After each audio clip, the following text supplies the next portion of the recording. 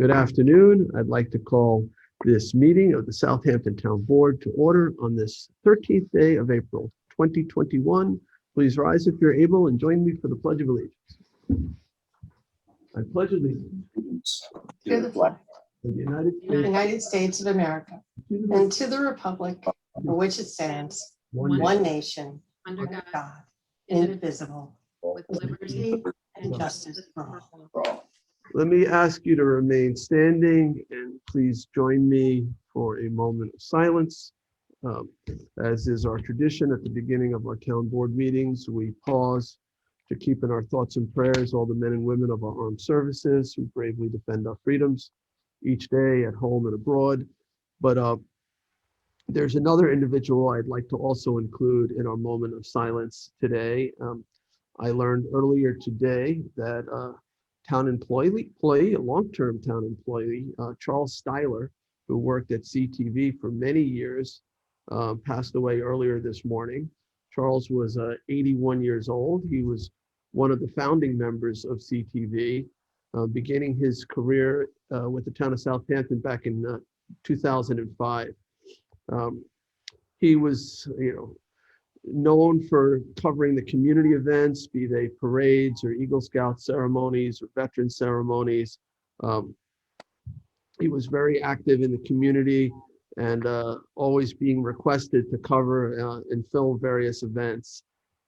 He's survived by his wife, Virginia, and daughter, Catherine.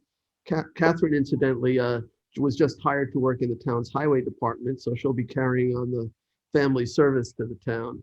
There'll be a wake for Charles Styler tomorrow, April 14th from 2 to 4 p.m. and from 7 to 9 p.m. at the O'Connell Funeral Home, which is located just next to Town Hall on Little Plains Road. And there'll be a funeral on April 15th. That's Thursday, April 15th, but I do not yet have the details in terms of the time.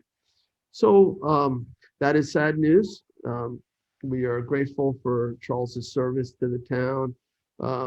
I always enjoyed working with him, and he was always, there and ready to go whenever there was a community event. And I know he'll be missed. In the old days of CTV, he used to run the videotapes over to Riverhead to put them on the air to the Cablevision facility. We've modernized a bit, but Charles was always very dependable and was a great town employee. So we will miss him and keep him in our thoughts and prayers, and we give our condolences to the family. So let's join together in silence in his memory, as well as our troops at home and abroad.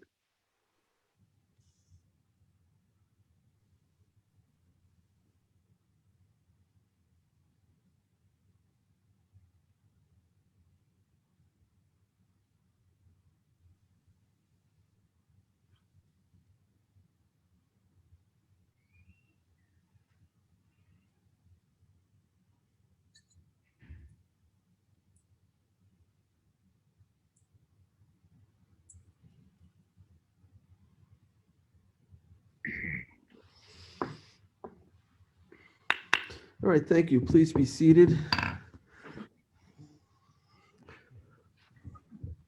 All right. Sorry to start the day with sad news here. Start the meeting with sad news. I know all of you work directly with Charles. Sunday, would you please call the roll? Certainly. Supervisor Schneiderman, Here. Councilwoman Lofstad, here, Councilman Martell, Here. Councilman Bouvier, Here. Councilman Scavone. Present. All right, so everybody is here. Sunday, I understand you have just been honored recently by the New York State Town Clerks Association. You've been recertified as a registered municipal clerk. I guess that's every 5 years. Yes. This happens. It's a prestigious award that recognizes professional competency. So I'm not surprised that you've achieved this. It's granted only after an applicant has demonstrated that they have met the stringent education and experience requirements established by the New York State Town Clerks Association. So congratulations, Sunday. Thank you very much. And I I have with me, if you can see this, the clerk in I guess certification that's being awarded to you. So it's here. I'll pass it to Janice and we'll get it to you. So Thank you very much. I appreciate it. congratulations. All right, so to our agenda. The first item of business would be the approval of the minutes. So I'll make a motion to approve the regular town board meeting minutes from March 23rd, 2021. Second. Seconded by Councilman Bouvier. All in favor? Aye. Approved. The second is the Special Hampton Bays Water District Commission meeting of April 1st, 2021. Second. Seconded by Councilman Martell. All in favor? Aye. I approved. And third, the special town board meeting of April 8th, 2021. Second. I made the motion, second by Councilman Lofstad. All in favor? Aye. I approve. Now, we do have, before we do communications, we do have some walk-ons. I'd like to add those to the packet, but before I do, I just want to make one note. The image behind me is not a fake background. This is, I actually am in town hall. I decided to broadcast from town hall. I felt like I needed a change of pace here as symbolic of kind of getting us back together and back at town hall, which I hope will happen by mid-May. So right now we're still in mid-April, so a month from now. But sort of nice to be here at town hall again. And it's nice to have the support staff here as well. So we're getting there, folks. I don't have Ryan for the COVID update. We'll do that on Thursday, but slowly we're moving in the right direction. So symbolically, I wanted to come back to town hall. If anybody wants to join me, you can join me at some point. Okay, so the walk-ons, I have 4 walk-ons. 36184 is being sponsored by Councilman Bouvier and accepts a maintenance bond in connection with the site plan of Bridge Facilities, LLC in Bridgehampton. 36358 is our 7th warrant. 36371, also sponsored by Councilman Bouvier, authorizes emergency use of horizontal grinder. We had a unfortunate fire of one of our pieces of equipment at the transfer station in Hampton Bays, so we have to rent a horizontal grinder, tub grinder. 36373 authorizes the supervisor to execute the 2021 amended groundwater monitoring protocol and the natural resource management plan amendment for the Golfette Bridge, formerly known as, for the Bridge Golf Course, formerly known as Golfette Bridge. So those are 4 walk-on resolutions. You should have a packet somewhere. I'd like to make a motion to add those to our agenda. I will need 4 votes to do such. All in favor? Aye. Aye. Julia, you, Yeah, I think you need a second though, no? oh, did I not get a second? All right, do I have a second? Second.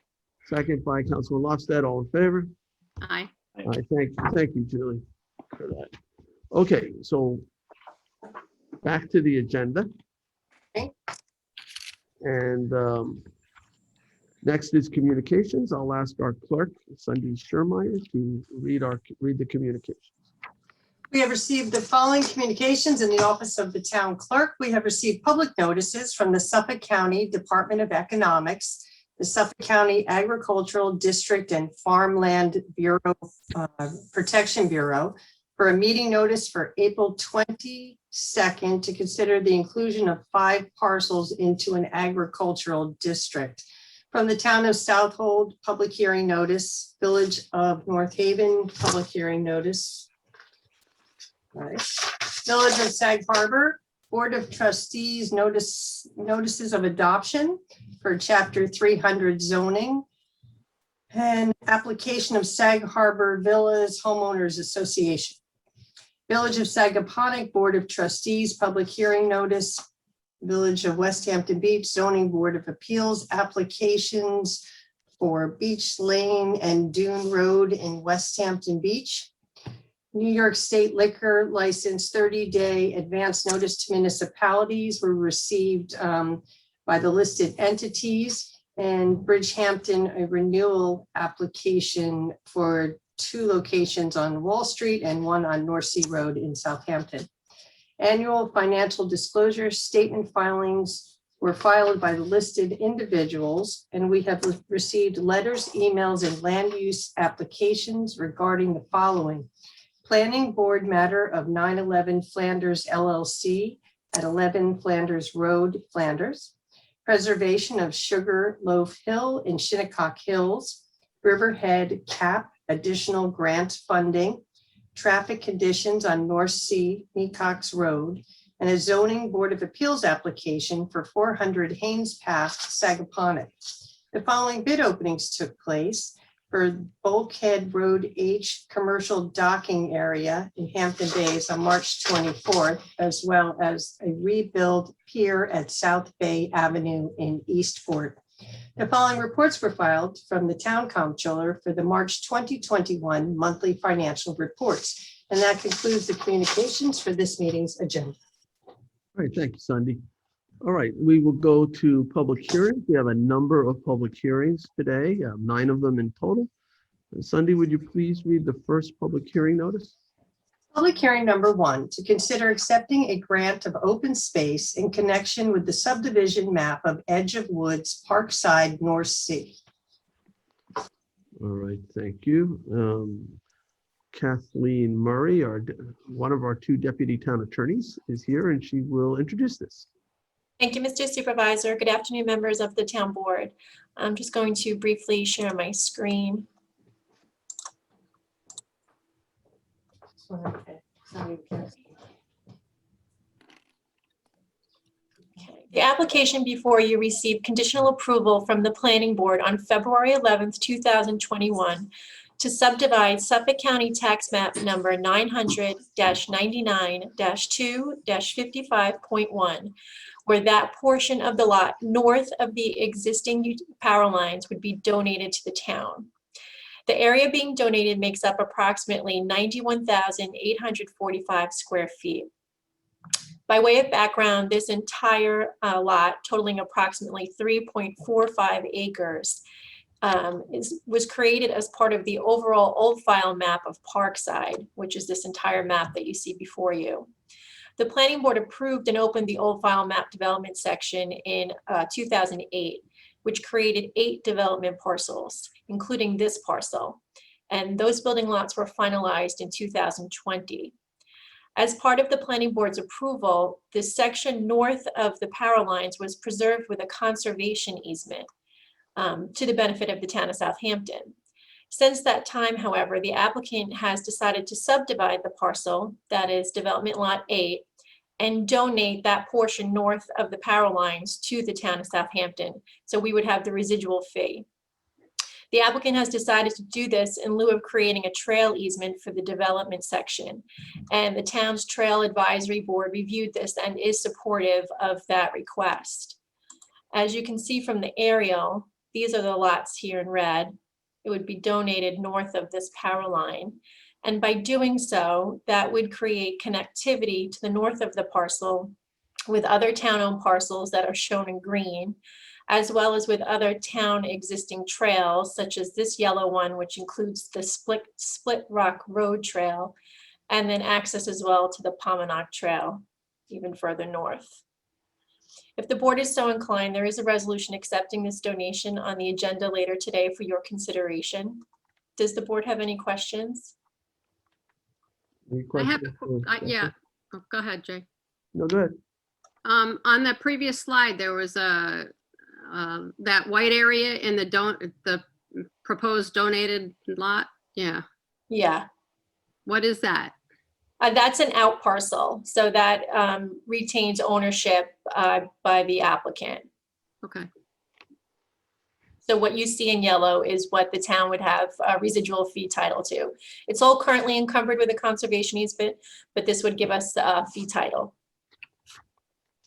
Is the conservation easement still over that outlaying parcel there? The white one? Yeah. No. Mm-mm. Just what you see in yellow. Thanks. Any other questions for Kathleen?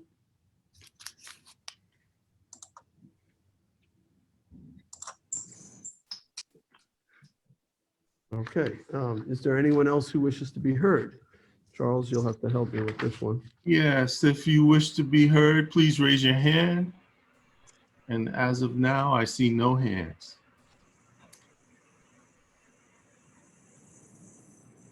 Okay, I'll make a motion to close the public hearing, I'll second that. seconded by Councilman Bouvier. All in Now favor? I have a, Oh, you have a hand? now I have a hand, yes. Sorry, Okay. All right, to the draw. Okay, it's coming in now. Paul.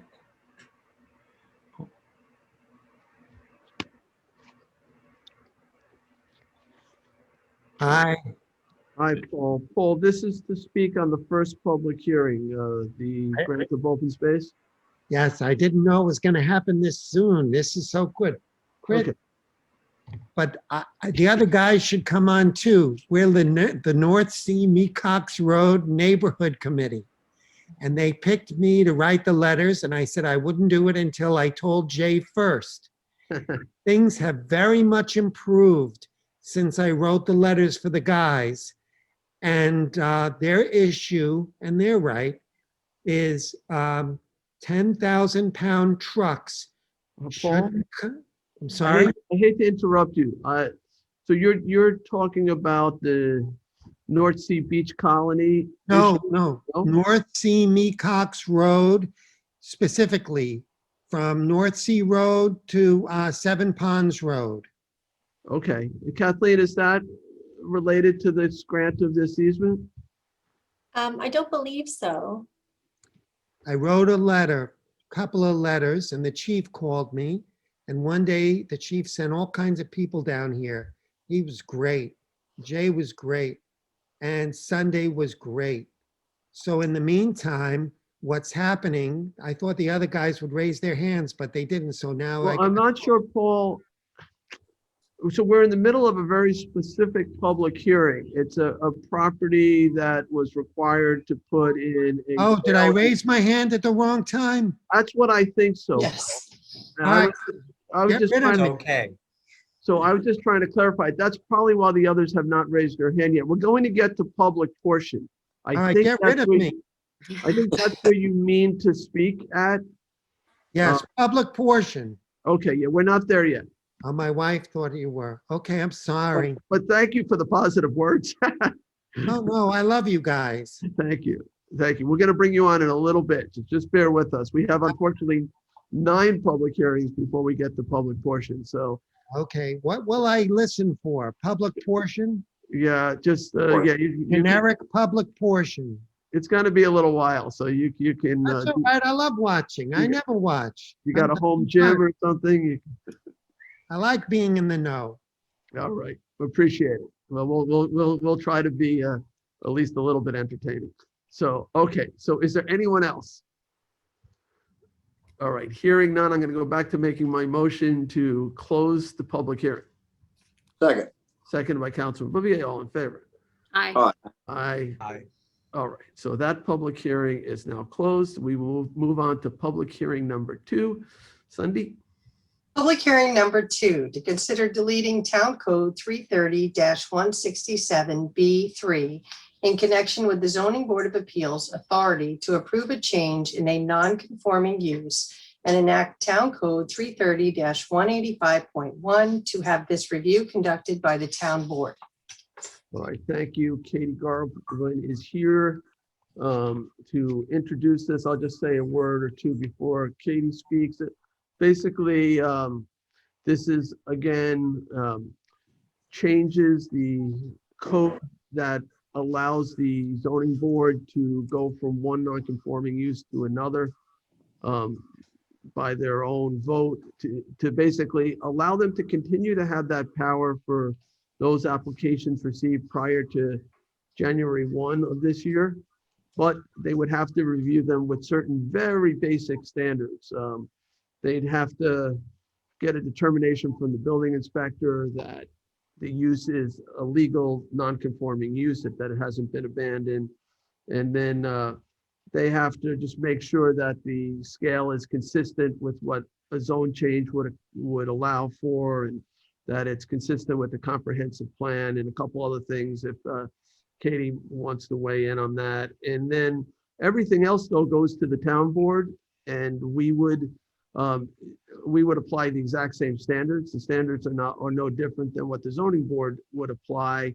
I feel that some of these things really are tantamount to a change of zone.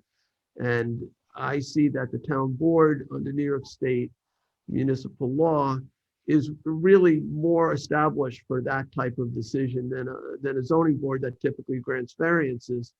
The town board can change the zone from one property to another. So to provide some predictability and to put it in front of a board that is directly accountable to the public through the electorate, I propose this. There's been multiple changes. I've tried to listen to the Business Alliance. I've tried to listen to the town board members and their concerns and modify it as best I could to come up with the best piece of legislation. And I thank Katie, who's been tremendously helpful, and Jim Burke as well, in trying to arrive at the legislation that we have before us today. So with that, and Katie, I covered more than I was intending, but you might have some more to add. Yeah, that's okay. Katie Garvin, Assistant Town Attorney. As the supervisor just mentioned, really the only change that we've made since the last public hearing was to add kind of the applicability date. I had drafted it before as saying any applications that were any applications that were complete would stay before the zoning board, and that meant something to me since I sit with the zoning board, but the supervisor had said it's definitely more efficient to have a drop dead date. So we set January 1st, 2021 as that date. I confirmed with Candace, who's the secretary for the zoning board, that there were 3 pending applications before the zoning board that had been received well before January 1st. One of them has been removed from the zoning board's agenda. I think I had mentioned that at the last hearing because there had been no movement on it at all. So if this amendment is adopted, 2 applications will stay with the ZBA, and anything that's received, I mean, there's nothing that's been received since then, but anything that is received after this will go to the town board. Right. And those applications before the ZBA would need to be modified to conform to a zoning category that would allow such a use, or variances could be requested. Correct. Okay, so before we go to the public, is there any questions for myself or Katie or Jim from any of the town board members? I'd just like to thank Katie again. I had so many questions and I appreciate your patience with me, Katie, with all your answers. So thank you. No problem. Yeah, I just want to remind the board too, the genesis here is really zoning is supposed to provide predictability. You know, if you buy a house in a residential neighborhood and you happen to live next to a gas station, maybe that's been there for years, you know, you understand that gas station's going to operate, but at some point, if they stop operating it, the next use would be one that conforms to the zoning, like a residential property like your own. And this provision sort of creates a wild card where somebody could propose, who has that non-conforming use, anything, whether it's in the code or not, any type of use that they can imagine. And if the zoning board feels that it's better than the current use, they can grant it. And that really doesn't provide any predictability to that property owner. And so that's been my concern, is that we put some clear standards and accountability on it, and better protect the public from unanticipated adverse potential changes. So that's where this came about. Charles, anybody looking to be heard on this? I have a comment question. Oh, yeah, sure. Supervisor. Sorry, Tommy John. I didn't want to just chime in on you Oh, there. that's fine. Well, I appreciate it, and I really support the bill as it is written. I like the standards, Katie, that were put in to this bill. I believe it's entirely appropriate, as I've said in previous meetings. My concern are the adjournments before the ZBA, and I had indicated in our last meeting that there could be applications who are before the ZBA now who ask for adjournments. And for a bit of time, we could have some requests before the town board from one non-conforming use to another, and some before the zoning board. Are there any limitations on adjournments for applications before the zoning board? And if they are adjourned, should they come back over to the town board then? Well, I mean, I'm still not sure I'm going to answer your question appropriately, but I'm going to try. Right now, there's only two applications before the zoning board to change from one non-conforming use to another. Those have been noticed. You know, like I said, I don't have the dates, but I think we've had them for at least a year, maybe a little bit longer. We have taken testimony. We have coordinated SECRA. They are working with the planning board for their SECRA determinations. So whether or not those applications are adjourned, they have been, you know, they're well beyond the time that this proposed amendment suggests they would go to the town board. We don't have any new applications right now that are adjourning as a way to stay before the ZBA. There's none. Councilman Right, and I favor that all. Go ahead. Tommy John, you're asking about basically inactive applications, ones that. Well, maybe- there are applications that have been in front of the zoning board that have sought adjournments and then kind of stayed in that adjourned state for some time. And I was asking, is there a time limit on those adjournments? And if they're adjourned, perhaps they should come to where this code places them, and that's before the town board. I obviously think that all of the applications should come to us, I understand that. right now. I mean, obviously, and you know, but I just wouldn't want a particular application to sit in front of the zoning board for years while we're actually hearing the same applications from this point on. Yeah. Yes, that is not going to be a problem. There's, like I said, there's only two, and the third that has been, that had been lingering, I don't think, you know, just for purposes of, I'm not really sure they were certain what they were doing. The zoning board denied that without prejudice. So if and when that application comes back, that would come directly to the town board. Would it help, Katie, to maybe insert the word active under that section D, the review of any active application submitted to the zoning board of appeals prior to January 1st, 2021. I think the councilman is concerned that there might have been something like 5 years ago that was started and never finished that suddenly reemerges, right? That's unlikely because, you know, they when they're adjourned, they still have to come back to us. So Candace had searched all of the agendas, all of the drawers. I mean, it's really, I don't think that's going to be a problem. Right. I think, like I said, there was only three, and one of them the ZBA just recently denied without prejudice. Right, and my concern is not aimed at any particular application. Mhm. I just Sure. believe that if we're going to do it, we should do it, and it should be all of them moved over to the town board. The bill Yes. sponsor put in a certain date, and, you know, that is the date. And I certainly do support this change. I think it's overdue. Yes. All right, thank you. All right, so let's go to the public. Charles, is there anybody out there looking to be heard at this? Yes, Bob DeLuca.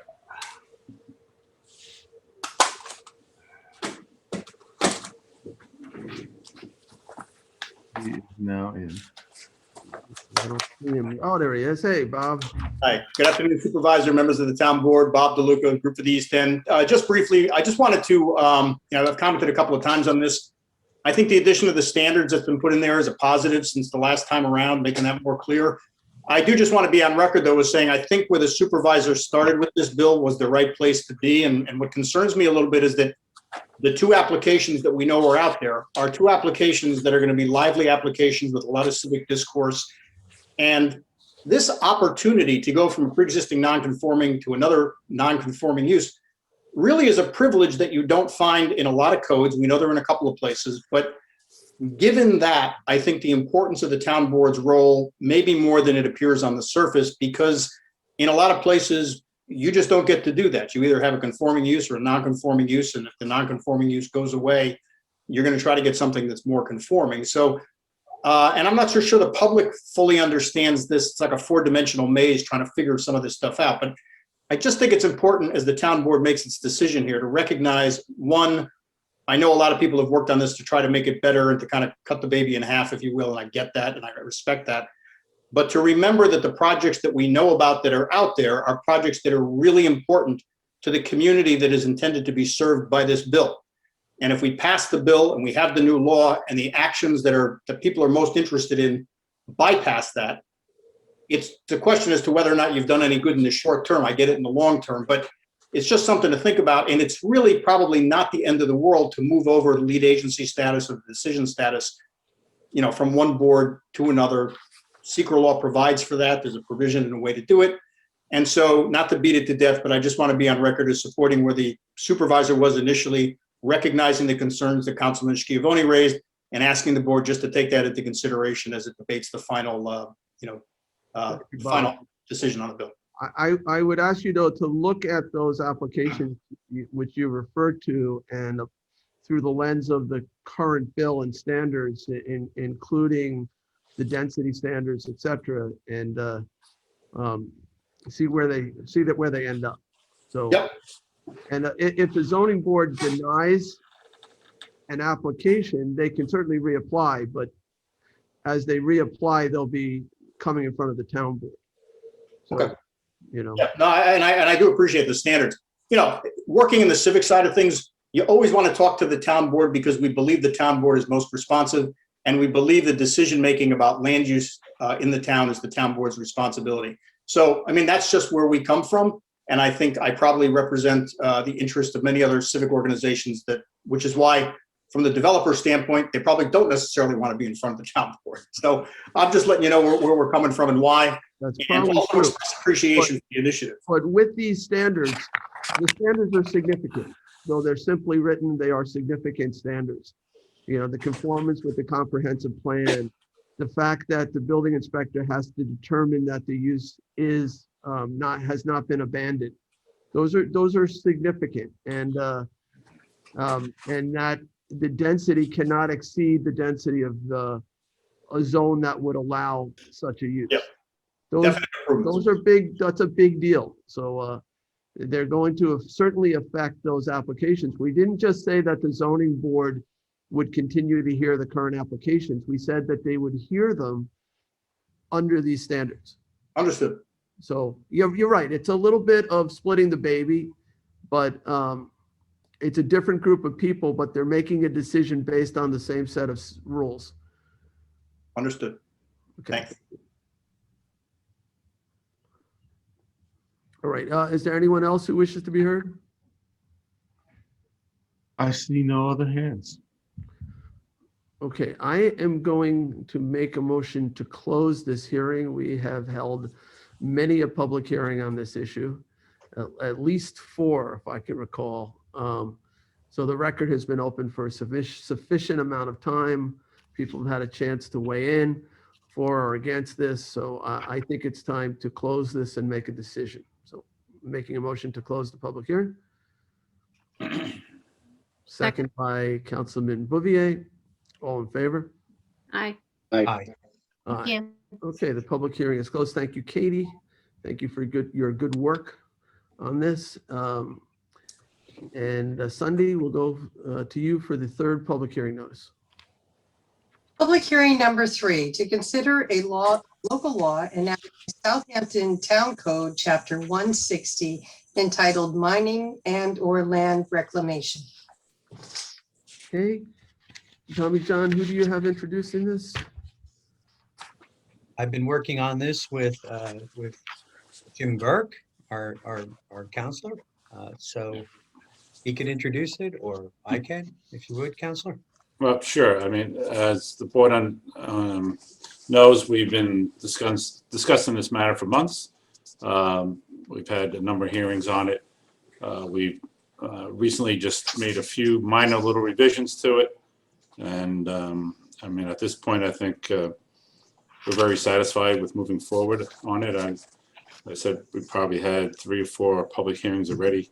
We initially had some comments. We had comments from the representatives, people who had representing the mining industry, as well as the civic organizations, and we've taken those considerations into some changes to the proposed law. And I think at this point we are ready to move ahead, unless there's any other comments from the public or from any of the town board members. We can certainly entertain them.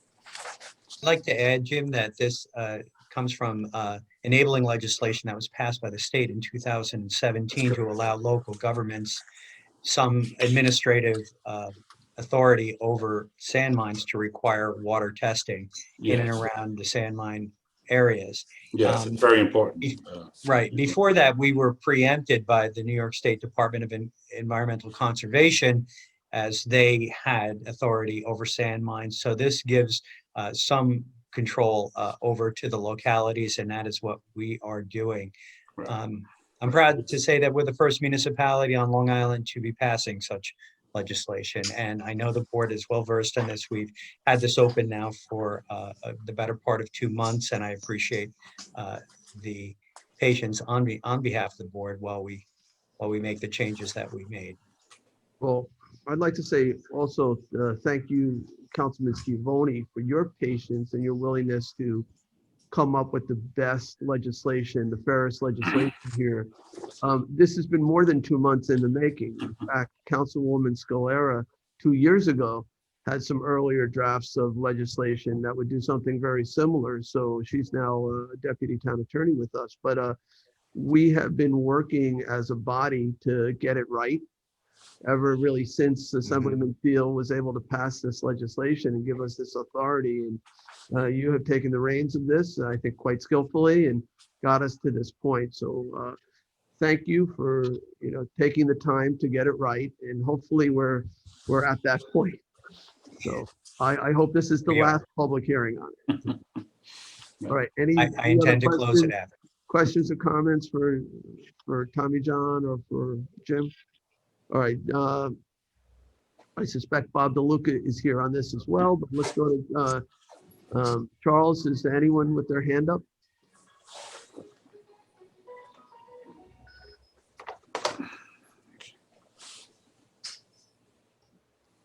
Are you bringing Bob in? There he is. Welcome back. Long time no see. I can't get rid of me. Yeah, let me just, I just want to really offer our full support for this. We think it's, first of all, we're very thankful to Councilman Scavone, as well as the town board, for taking the time it took to really work on this. It's the first time that a municipality has taken this responsibility on, and as the board knows and has spent a great deal of time and effort, protecting the aquifer is one of the central goals of planning, zoning, conservation for the town. And thanks to Assemblyman Thiel and former Senator Laval for giving us the opportunity through state legislation to get here. So I really just want to offer my thanks, and also want to thank, Jim Burke, who took the time to listen to what everybody had to say and deal with even these small issues where there was some concern about whether an applicant could just make the case that they gave something to DEC and so the town should adopt it. The new language that's in there talks about the town having the primary role in deciding what it wants and what it will take. And I think that's really important, and it makes that an easier leadership role for the town. So we hope that this will, as many things that Southampton does, set a new standard for other municipalities. We're going to talk to other towns, obviously, if this gets adopted today, and just to be thankful for the work that's gone into it on everybody's part, in particular, Councilman Scavone for the latest incarnation and getting it to the finish line. Thank you. Thank you, Bob. Thank you, Bob. Charles, anybody else who is indicating they'd like to speak at this public hearing? No hands. All right, Councilman? With that, Supervisor, I'd like to make a motion to close this public hearing for all purposes. Second. Seconded by Councilman Bouvier. All in favor? Aye. Aye. Excellent. All right, the public hearing is closed. Bundy, would you read the fourth public hearing notice? Public hearing number 4, to consider enacting Town Code Chapter 262, entitled Registration of Foreclosure Mortgage Properties. All right. Jim, you have somebody introducing this? I believe we have. I'll give it if I could, a quick introduction. So I've been working on this with Assistant Town Attorney Sean Cambridge and also with our Safety Director Ryan Murphy. This is an attempt to protect public health and safety and to ensure the maintenance of foreclosed properties, thus keeping from becoming nuisances, zombie homes, and leading to possible criminal activity and loss of our quality of life. So if I could bring Sean on. Sean got into the weeds of this. I thank you, Sean and Ryan, for participating in this. Thank you, Councilman Martell. Good afternoon, Supervisor and board members. So this is a program, our typical experience with the foreclosure property in Justice Court. We serve the Secretary of State, a bank fails to show in court, and we obtain a default judgment against them. Usually that judgment stands for a period of months or years. Meanwhile, nothing's really happening at that property. And then all of a sudden, a foreclosure sale takes place. And a bank is panically calling the town attorney's office, looking to close and clear their violations in court. So Councilman Martell and I and Public Safety Director Ryan Murphy sat down to try to alleviate the situation. Chapter 262 would create a registration system for these foreclosure properties, essentially requiring banks to register within 10 days of foreclosure, to pay a biannual $500 registration fee. And it would impose some additional maintenance standards that we're typically not looking at. Things like draining water from hot tubs, heightened standards that would be a blight to the community and create attractive nuisance, life safety issues, things like that. In addition, there's some security requirements, routine maintenance inspections by the owner would be required. We'd also require securing foreclosure properties and cost recovery to the town for securing if they refuse to secure these properties. Essentially, it's an entry point for code enforcement to have an inventory of foreclosure properties to ensure they're not abandoned, that they're not a blight upon communities. And kind of an unintended consequence here is when a bank is going to sell a foreclosure property, it's kind of taking some of the stigma away from that panic, oh my God, I'm buying something that probably has town code violations. If these properties are registered, that means code enforcement is constantly monitoring these properties, and we're looking for compliance with the town code. So arguably, someone in compliance is buying a property from a bank that conforms with the town code, rather than the scary circumstance where you bought a foreclosure and all the violations that are pending against it. All right, any questions for Sean before we get started? And thank you, Rick, for the introduction there. Okay, Charles, is there anyone who wishes to be heard? I do have a hand, yes. Let's see. Scott.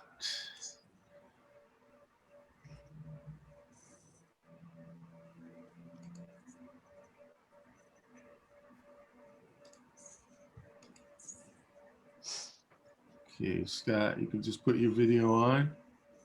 There you go. And unmute. There you go. Good afternoon, supervisors, member of the council. Just full disclosure, I've been in communication with Sean back and forth. I represent a company in Melbourne, Florida called ProChamps. I'm also a retired code administrator, and I just want to kind of make it clear, if it isn't already, Sean did a great job, but the act of having a registry in place actually engages the financial institutions, and it starts a series of inspections. And what really occurs is property maintenance begins as soon as the property is vacated. And to Sean's point, Not only do the neighbors benefit from that, but also the purchaser, right? They don't have to buy property that already has code violations. And that's probably about it. I'm here to answer questions. I know at the first meeting there were some questions, and I just wanted to make sure I was here to address any of those questions.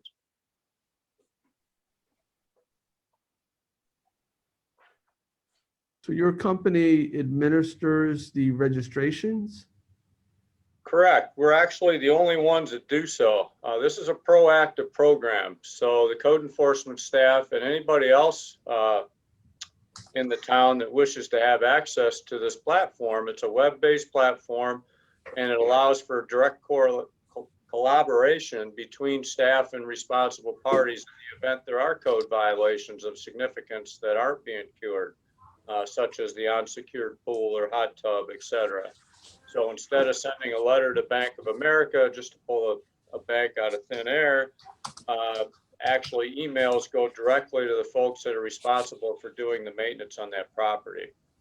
And the rationale for twice yearly registration, some of you are probably familiar with what happens with mortgages in the financial industry. They change hands often, and more importantly, the mortgage servicing rights change hands very frequently. And they're the ones that are integral into getting the code violations corrected. So without doing it semi-annually, you run the risk of reaching out to a responsible party, such as a servicer who sold the servicing rights a couple months beforehand. So the idea is to have fresh data at the hands of the community, and that's it for that. And what is the registration fee? It's $500 semi-annually. I know there were questions about that initially. We have 16 community partners in the state of New York, half of which have the exact same fee language and registration requirements that is before you today.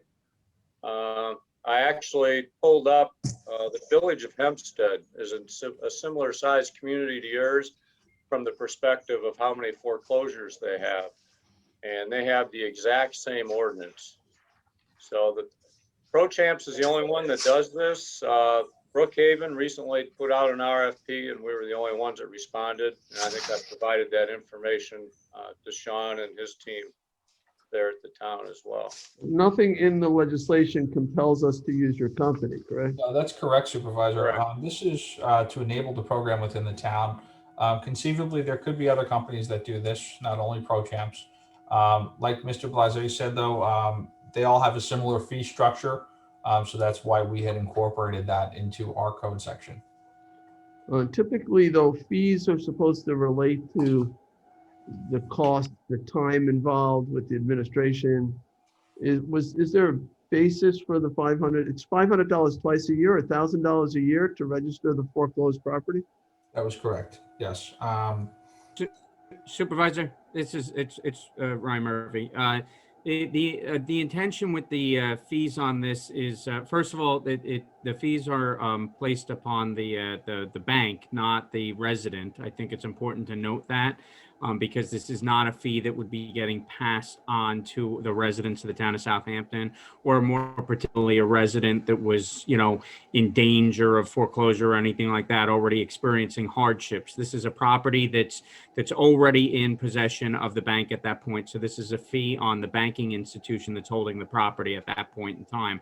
The intention or the overall program concept that we have been discussing internally for this whole thing is to utilize the revenue that came by way of these fees for a more comprehensive, zombie interruption type program, or a program that would involve both a identifying and enforcement component, where we would have people out in the field looking for properties that were, in danger, where they appeared to be unattended or they appeared to be falling into disrepair, as well as I've had conversations with Diana Weir in housing about caseworking on the housing side of things to connect people that are in need with applicable and desired services that could help stop, these processes from occurring along the way and having a property go to the point that it actually ends up in foreclosure. So the overall concept here is to be able to identify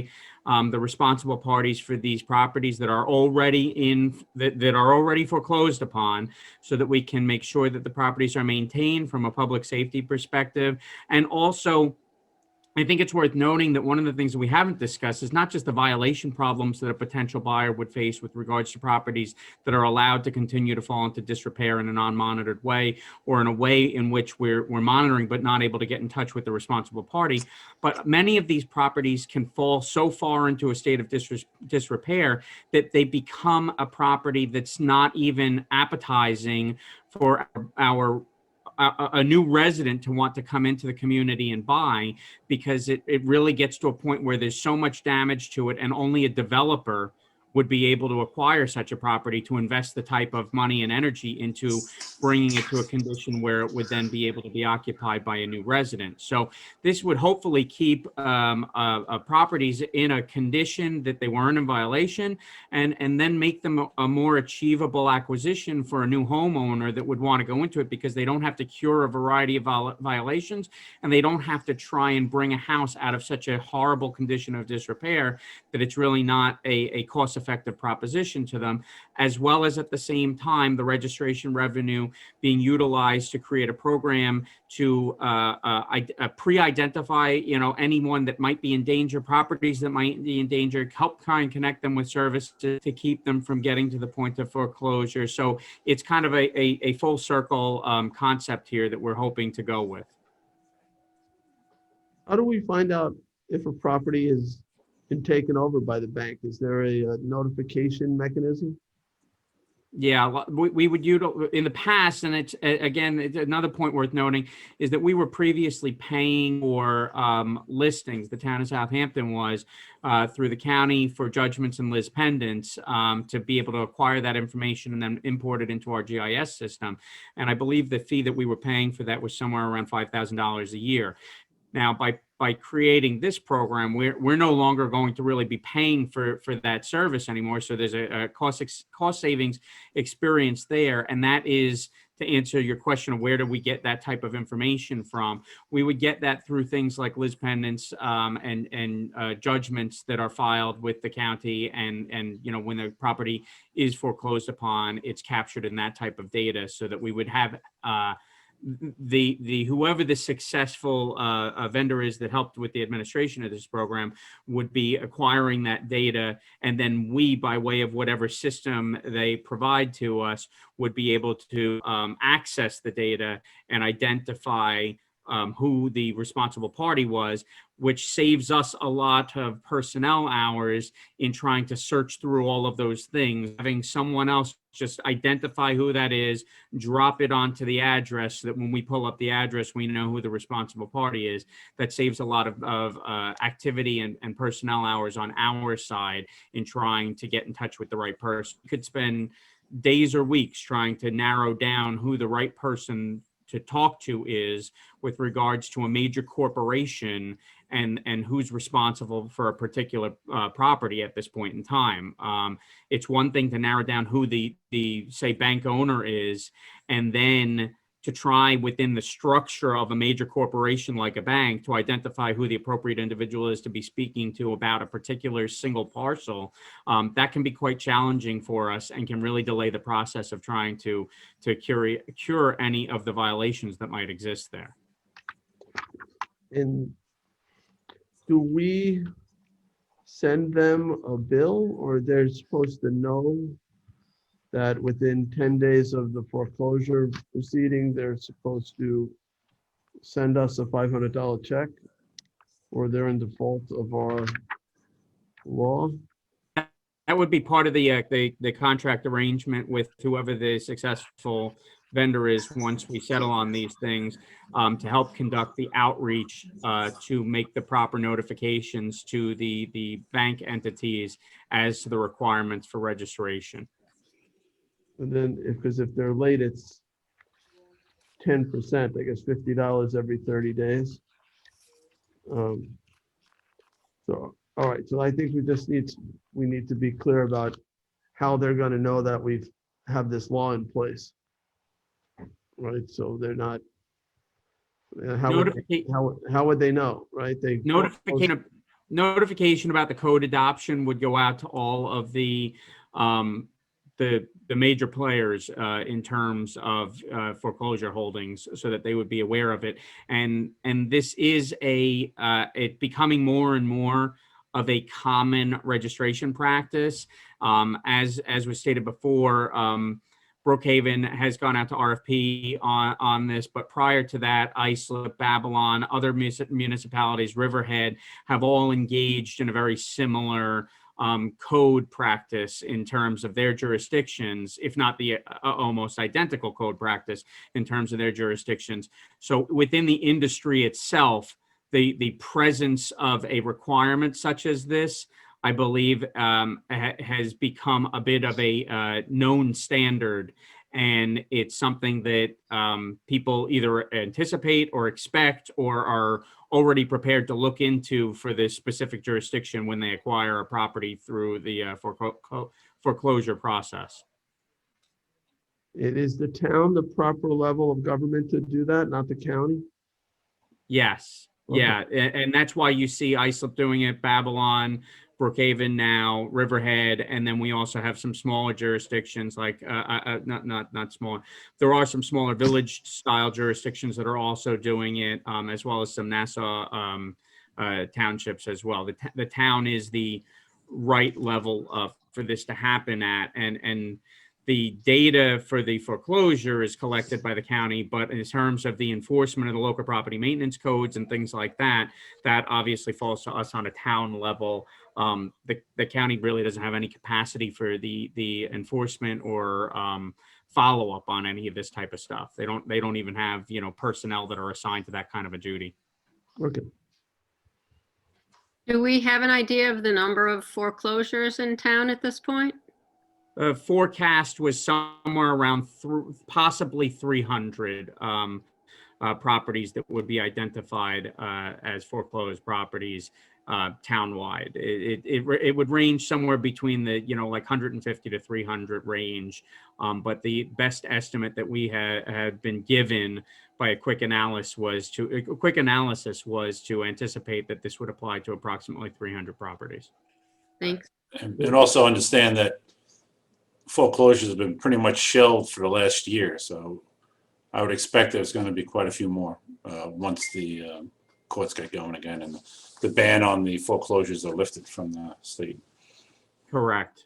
Yeah, I would agree, Jim, and that's why I if I were to just make an opinion recommendation here, I think that we are taking this action, if we take it, at the right time to be ahead of those types of things, so that if the unfortunate does occur, and looking at the economy and looking at the stays on different activities and the court slowdowns and things like that we've been facing for a year to a year and a half now, we don't want to necessarily be behind the curve on this, where we have many properties that start to fall into disrepair, and we don't really have a mechanism in place to acquire the information we need to about who we need to get in touch with to maintain and monitor and manage that property. So I think we're kind of hitting at the right time to be ahead of a problem, and hopefully we never see the problem. But if it does arise, we don't want to necessarily be behind it. Yeah, no, absolutely, and I agree, and I unfortunately it's there and it's not going away, and they're just sitting in the pipeline right now, waiting for the stay to be lifted from the governor's office, and once it does, I'm concerned that we're going to have a real flood of these hitting the market, even though the market is very good these days. It's what's happened in the last 5 to 10 years that we're going to be catching up onto right now. So, could I ask, Scott still got his hand up. I just sort of want to understand the role that his company or similar companies play. Like, I understand this idea of requiring these properties, the banks, to alert us that they now own this property, so that we can get them to mow the lawn or whatever it is, maintain the property, and they're gonna spend, hopefully they'll get the property sold quickly, but sometimes it takes a while to find the right buyer. So you have $1,000 sort of a year in fees to register that property. So what does your company do, and how much in a typical arrangement goes to the town versus your company in terms of that fee? Great question, Supervisor. Thank you. Yeah, and thanks, Mr. Councilman Murphy or Mr. Murphy for answering those questions. You were spot on in terms of what level of government should be addressing this. We partner with nearly 300 communities across the country. And what we do, first of all, we purchase all the Liz Pendants filing data from a third-party vendor. So there's a cost there. We purchase that for every jurisdiction in the country. And then what we do is we scrub that against all your records, and we review that to make sure at the end of the day, once that Liz Pendant's been filed, that there's still an obligation to register pursuant to your ordinance. Okay, so there's a great deal of work that goes in there, which Mr. Murphy kind of spoke about earlier. It's labor intensive, and we've got 60 or 70 people that's all they do, and we do it for a lot of communities. And in terms of notification, once we identify those obligations to register, we send electronic notifications to over 7,000 known registrants in our ProChamps platform. Anybody that's ever registered a property that's in default or in foreclosure has done it with us. So it's completely automated. The notification goes out, and they have, I believe, pursuant to our best practice ordinance, they have 10 days to register. We achieve 85 to 90% registration compliance across our nearly 300 communities. And what that registration compliance does, it makes sure that the property ultimately is getting maintained. That's kind of the hidden part of the equation here. It's not easily quantified, but as soon as, I'll use Bank of America again, as soon as they receive our notification, they engage the mortgage servicer and the property preservation company to start inspecting that property. And when it becomes vacant, it's a job for the preservation company, so they start maintaining it. So the real key is the notification, which to your point, supervisors, is critical, right? I mean, it's important that everybody know what your ordinance requires, and we provide them ordinance detail, and we also provide them access to your codified ordinance as well. And it's all done through a web-based platform. Bank of America can come in and register 100 properties in your jurisdiction at any one time. We make it as easy as possible, obviously, for them to do that. And even though they don't like registering properties, they'd rather do it through our platform than through local jurisdictions platforms. I hope that helps. Well, you answered part of the question. So, so let's say 300, there's 300 foreclosed properties that some won't go the whole year, but there'll be new properties come on. So let's say there's $1,000 in fees associated. That's $300,000 in fees for the year. You mentioned a bunch of labor that's involved, but you didn't say what the typical split is. So what does the town see in terms of revenue? That's my mistake. It's been a long day already. It's only Tuesday. Yes, our business model is a fee share model, so the town never writes us a check. Our business model requires that we retain $100 of every registration we collect. So it's performance based. We have to be very good at what we do or we starve to death. So And of the $500 registration, you keep 20%. yes, we would keep $100, and every month we remit the balance to whoever you designate, typically a finance director or person. We remit that to them along with a report of the properties that we registered. Supervisor, this is a similar type of arrangement that we've seen with other potential vendors in the field, and in fact, there are other options that could potentially exist out there where it's a fronting of money from the perspective of the town. Obviously, we would prefer not to have to have this cost the town, anything in the process of doing this. The idea is to gain compliance and management and maintenance of properties, and then anything that comes into the town, as I mentioned, with regards to the fees that are attached to this code, would be rolled into a program to try and manage overall properties within the town and provide people with assistance necessary. So we prefer, when we go out to look at vendors through RFP, we would prefer to go with some sort of a split type program similar to what was described above. Obviously, we would be looking for the most favorable terms for the town possible when the time comes. Okay. Add a couple of comments to this. Thank you, Scott. That was helpful. And Ryan. All right. Tommy John? Yeah, thank you, Supervisor.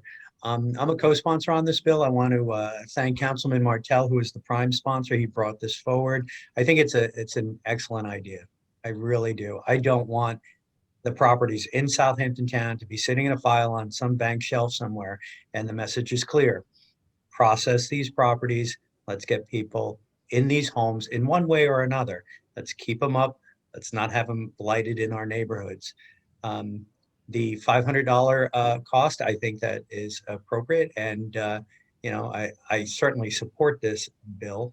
And I hope that the town board passes the thing. I see it as an opportunity and good public policy. All right. Thank you. I'll chime in. Sure. I think that I agree with everything Tommy John just said, and thank you, Rick, as well. But also, I think it's going to take some work off of our code enforcement officers to have somebody else doing this, and they can focus on the other things that they need to do within our community. Yeah, and I'm sure there'll still be some work associated with these zombie homes for code enforcement. So Yeah. Yeah. The foreclosure process that can take sometimes up to 10 years because of bankruptcies and other court delays. So, and that's unfortunate. And that's what happens a lot of times. A large part of these properties sit vacant during that period of time. So it is important to have the banks and the other lenders be responsible to manage those properties. Yeah, and the town has benefited. The town has benefited from some zombie grants over the past several years, which have kind of been discontinued at this point in time. We for a while now, for many years, we've had a specific ordinance inspector out assigned to trying to identify and work with zombie properties within the town of Southampton. We don't have that program available to anymore, and so that is part of this whole thing here too. We're putting ourselves in a position with this code to be able to sustain our own program to try and identify properties, interrupt that process, provide help to those people in the absence of a dependency on unreliable, potentially unreliable grant funding, depending on what's going on, in the government and in the economy at any given time. So my hope is that we can use this and turn this into a model program to try and be able to sustain this ourselves. Right, thank you, Ryan. Okay, is there anyone else from the public who wishes to be heard? Charles? I see no hands. No hands. All right, Councilman Martell? So I think this is a little time sensitive. I would like to make a motion to close at this point. Do you want to close the written record as well? We can keep the written record open. What we're doing, because of pandemic protocols, we've been doing 2 weeks.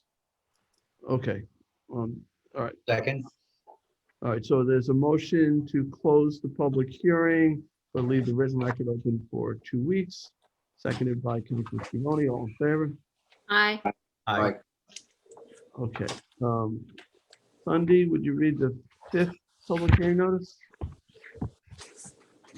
Public hearing number 5 for the consideration of one-year agricultural use agreements for 2021, 2022. All right, thank you, Cindy. Who is introducing this one? This is my public hearing. These are the agricultural lands that we rent out to various farmers throughout the town of Southampton. We did this last year, and this is our public hearing to continue that policy forward. Sounds pretty straightforward. Yep. Okay, is there anyone who wishes to be heard? So, No hands. no hands.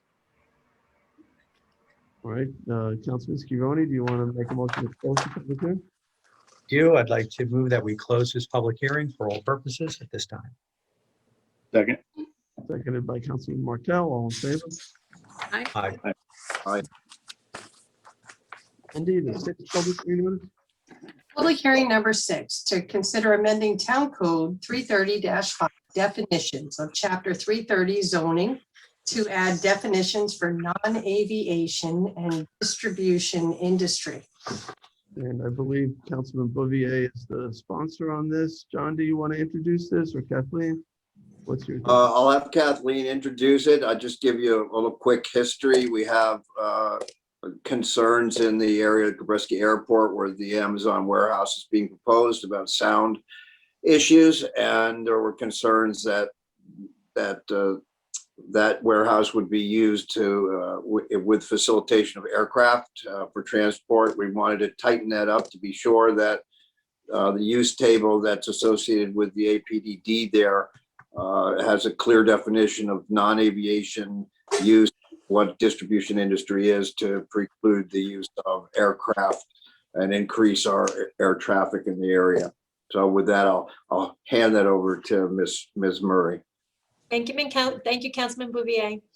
On June 26, 2007, by local law number 34 of 2007, and later updated on July 26, 2011, by local law number 26 of 2011, the town board adopted the Gabreski Airport Commercial Industrial Plan Development District as it relates to the Gabreski Airport within the hamlet of West Hampton.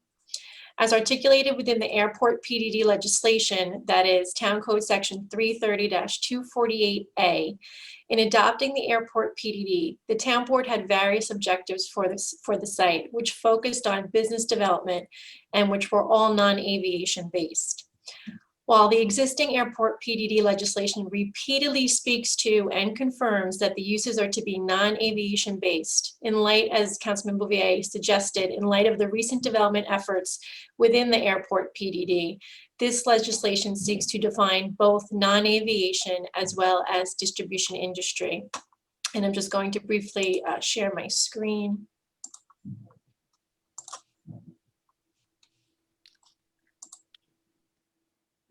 Sorry.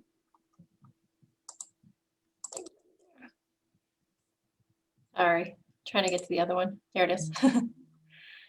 Okay. As you can see, the two definitions are on the screen: distribution industry and non-aviation. By defining these terms, the goal is to further solidify the purpose, intent, objectives, and permitted uses within the Gabreski Airport PDD, and make it clear that they should have no connection to, partnership with, nor reliance on aviation-related uses. Your town planning board did consider this local law, and they were supportive of it. I believe we're awaiting a resolution indicating that, and we are still waiting for a referral back from the Suffolk County Planning Commission. Does the board have any questions?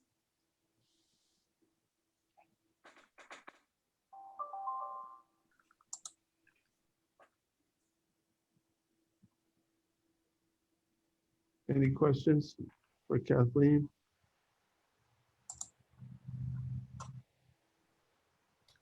Kathleen, just procedurally, this PDD is somewhat unusual because it's county land and it's leased out, I think, on a 99-year lease. It's at an airport, but we have taken the position that the county for non-aviation types of uses is subject to our regulatory restrictions, planning, zoning. Do we need to confer at all with the landowner, in this case, the county, No, about that type of thing? Do they have to accept the terms in any way? Okay. no. And again, to be clear, the existing PDD states several times that the goals, purposes, and objectives are non-aviation based. This is just amending our own town code at 330-5 to further define those terms and to really just make sure that there's absolutely no ambiguity. But to be fair, there is absolutely no need to go back to the county because that PDD legislation speaks for itself. And it does state non-aviation several times. But we're not amending the PDD here. We're amending Correct. the code by adding a definition of non-aviation Correct. and a definition of distribution industry. Right. Well, actually, we're redefining what was already stated to remove the ambiguity from the language so that there would be no possibility of that use. But we're adding in the definition sections, definitions that did not exist, correct? Right. But to be fair, non-aviation is stated throughout it. And it's arguable that it's not ambiguous as it exists, but we're just solidifying that. We're just making sure that it's even more clear, as you indicated, because there is a pending site plan application within that PDD that, you know, has some citizens and some of your residents concerned. And so it's just an extra step to solidify that the town board's intent is not to allow any aviation-based services within that site plan I just development. really wanted to clarify though that we're not touching the PDD itself, so we don't need a supermajority vote or anything like that. We're amending Correct. the basic code, the town code in the definition section. Yes, 330-5. Like, You're not opening up your PDD legislation. We're not touching the PDD as it exists. okay, we're And just, you always have the power and putting in a control and definition of- jurisdiction to amend 330-5. right. We're putting in a definition for non-aviation and we're putting in a definition for distribution industry. Right now, that section of the code doesn't have definitions for either one of those things, correct? Correct. Okay. All right, any other questions for Kathleen? Okay, we'll go to the public. Is there anyone from the public who wishes to be heard? I see none. All right, John, what's your pleasure here? Well, I'm going to need to have to hold it open because we're still waiting for a determination, I believe, from Suffolk County Planning Commission. Is that correct, Kathleen? I haven't seen the latest update. That's correct. Madam Clerk, have you received anything? No, right. So we're still waiting for a referral back. So we could close it with perhaps a 2-week written comment period if the board is so inclined. Do you think we'll have that information within 2 weeks? I don't know. I certainly hope so.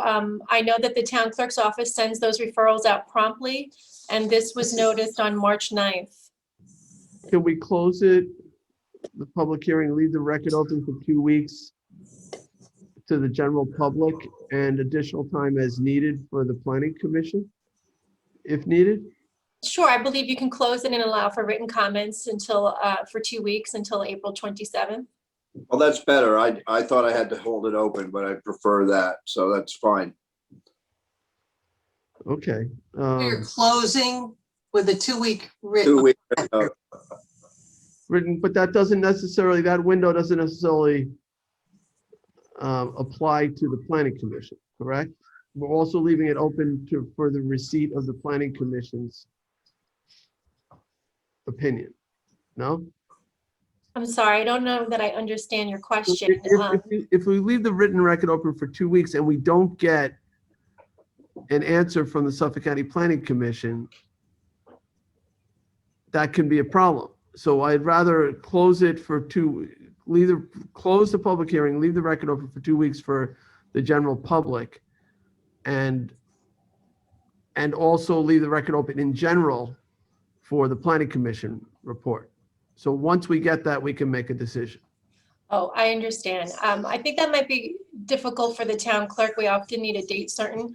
I will say this, I'm not sure what date the referral was sent, but the planning commission has a time frame within which they have to respond to our referrals. I believe it's 30 days. So can we leave it open for 30 days for that, John? Well, we noticed it earlier, so it's not 30 days from this date. Oh, I see. Right, it was noticed on March 9th. The town clerk's office typically sends those referrals just a day or two after that resolution is adopted. But maybe 2 weeks is enough then. Yeah, that's what I believe so. Sounds like it is. I didn't realize there was a statutory time frame for which they had to give us their comments. Okay, if they don't give us comments by that date, we can make a decision without the comments? We can discuss that when the time comes, assuming we don't have it. Jim, do you happen to know when the planning commission meets this month? I don't. It's usually at the beginning of the month, but we can check. In the meantime, I can reach out to Andy Frayling and make sure they've got our referral, and if they intend on making any comments on it. I guess the worst case scenario is we have to reopen the record to allow it in. Right? Sure. Correct. Sure. Mr. Supervisor, if I may, Deputy Town Clerk Kim Matati just indicated that it was sent 2 days after, on March 11th. Okay, so the 2-week period should be sufficient. So John, we're going to go back to John's motion to close the public hearing, but leave the written record open for 2 weeks. All right, Yeah. and seconded by who? By Councilman Martell. Okay, all in favor? Aye. Okay, excellent. So we'll move on to public hearings number 7, Cindy. Public hearing number 7, to consider amending Town Code, Chapter 330 zoning, Section 183, site plan elements to address rainstorm retention and require recycling containers on site plans within the town. All right, Councilman Bouvier, I see Kelly Doyle is here too, Assistant Town Attorney. John, did you want to kick this off? I'm going to hand it right over to Kelly to describe. Okay. Thank you, Councilman Supervisor. Good afternoon, members of the town board. These amendments were actually initially discussed at a prior public hearing held on December 8th. However, due to a change in the calculations regarding the volume of rainstorm retention, no action was taken after that public hearing, and this was renoticed for today. So the rainstorm retention volume is addressed at Town Code Section 330-183C4E. Currently, grading and drainage plans are based upon a rainstorm retention volume of 2 inches. In order to address flooding issues, the total volume of on-site retention would now be increased from 2 inches to a total of 3 inches. The new subsection E would provide that grading and drainage plans shall provide a rainstorm retention volume of 2 inches minimum within leaching structures and 1 inch in ponding or a combination thereof. The use of combinations allows for a design that is more in keeping with the NYSDEC Stormwater Design Manual. So for example, you could have 2 inches that would be retained underground in traditional leaching structures, and the additional inch could be retained in a rain garden. So that would address the flooding issues by retaining more water on site. And the next amendment pertains to recycling. The purpose of this is to add a new subsection M under 330-183C4. Currently, applicants are actually not required to have recycling containers on site plans. So this would address that, and it would require recycling containers on site plans for private, industrial, and commercial establishments. And the location of those recycling containers would have to be depicted on the plan. We are actually still waiting for a referral back from the Suffolk County Planning Commission on this one as well. Does the board have any questions? Any questions for Ms. Doyle? This would be for all new applicants, I'm assuming. Yes, that is correct for new applicants.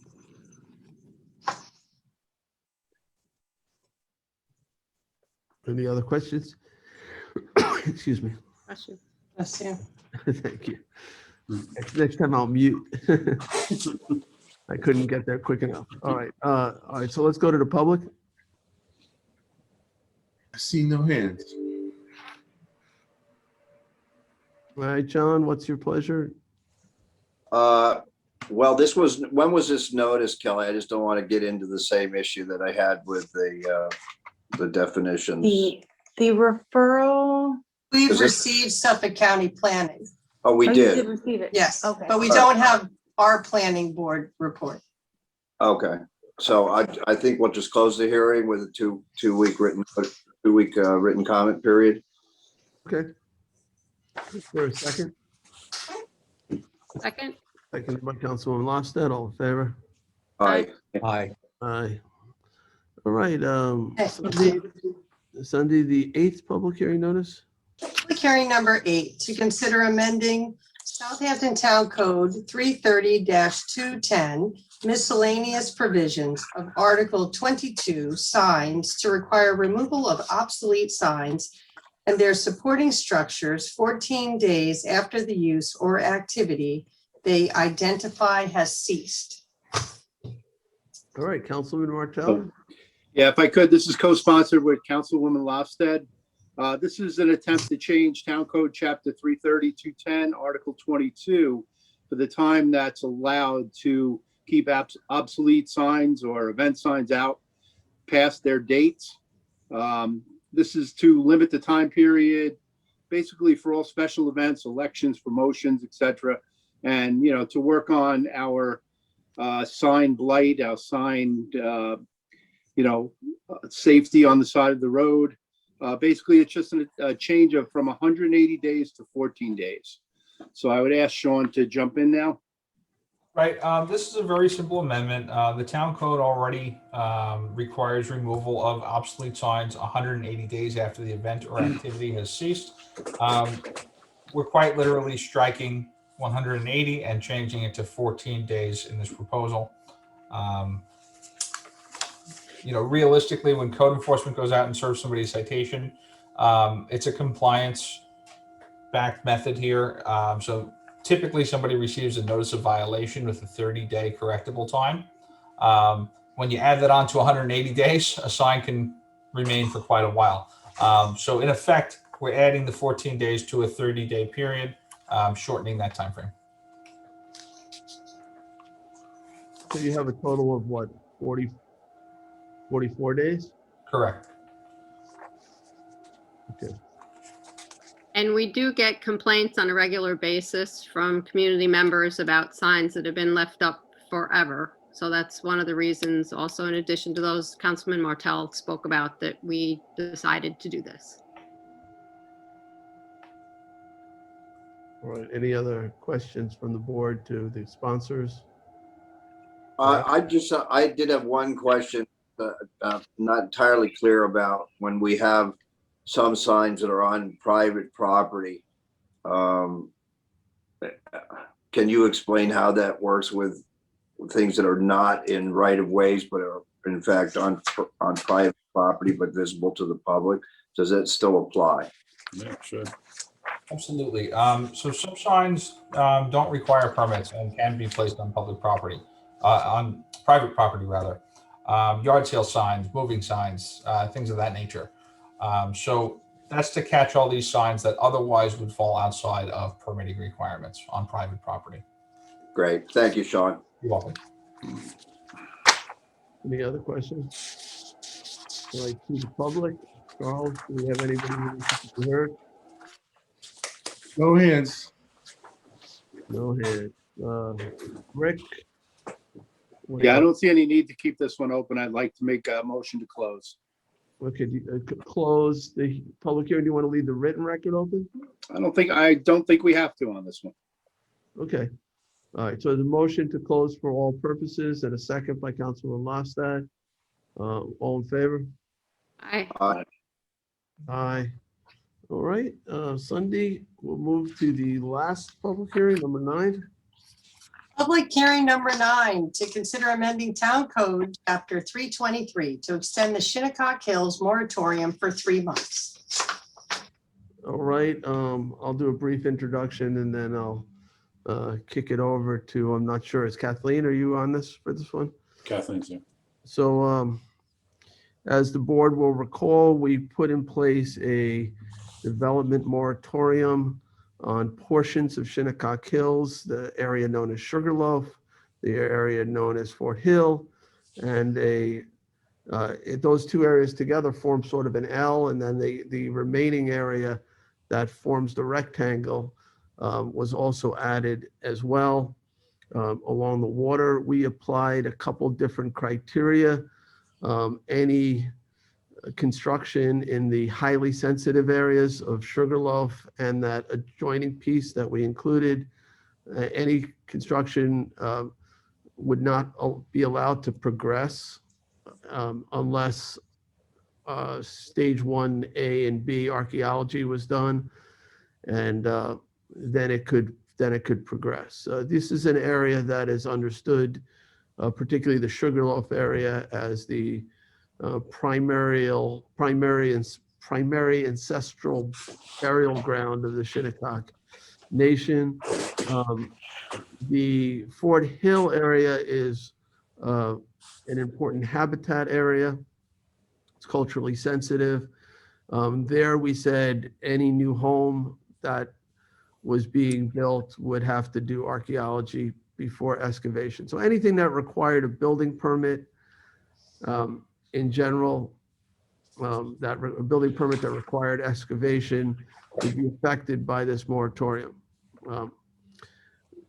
So we had it in place for 6 months while we took certain steps. We hired Joanne McLean as a town archaeologist.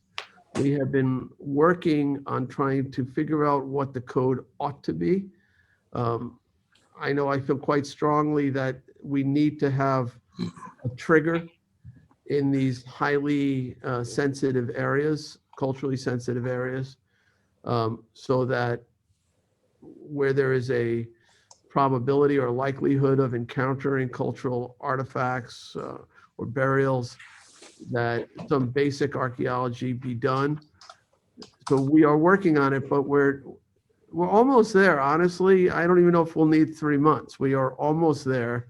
We commissioned Joanne McLean to do a stage 1A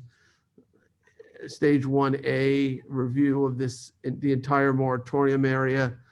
She went a little bit beyond those boundaries as well, and to help guide the town in developing what the code ought to look like. And I've conferred quite a bit with Janice Shearer on this and Jim Burke. So we just need a little bit more time. That's why I'm asking for an additional 3-month extension on this moratorium. But I do believe that we won't need it beyond that point, other than perhaps if we're still debating the code amendments, then maybe we would need more time. But Jim, did you want to, or Kathleen, but particularly Jim first, did you want to add anything to that? I know you've been involved with me on revising the code. You're muted. Yeah. There you are. No, Mr. Supervisor, I think you captured it. I think, and I agree with you that we're much closer to having what we want to be instituted with the change in the code. I think we all understand what we're looking to do here. And I think it's addressing the concerns, both of the town's concerns and the Shinnecock Nation concerns and other folks who have expressed concerns about it, as well as the property owners. So I think we have a nice balanced proposed resolution of this matter. Kathleen, did you want to add anything? I would just note that the extension legislation sets a date certain, that is to say July 13th of 2021. So and by the time you adopt this, it might be slightly less than 3 months of an extension. We are still waiting again for the Suffolk County Planning Commission referral. All right, and then Janice has been involved with this too. I don't know, Janice, do you want to add anything?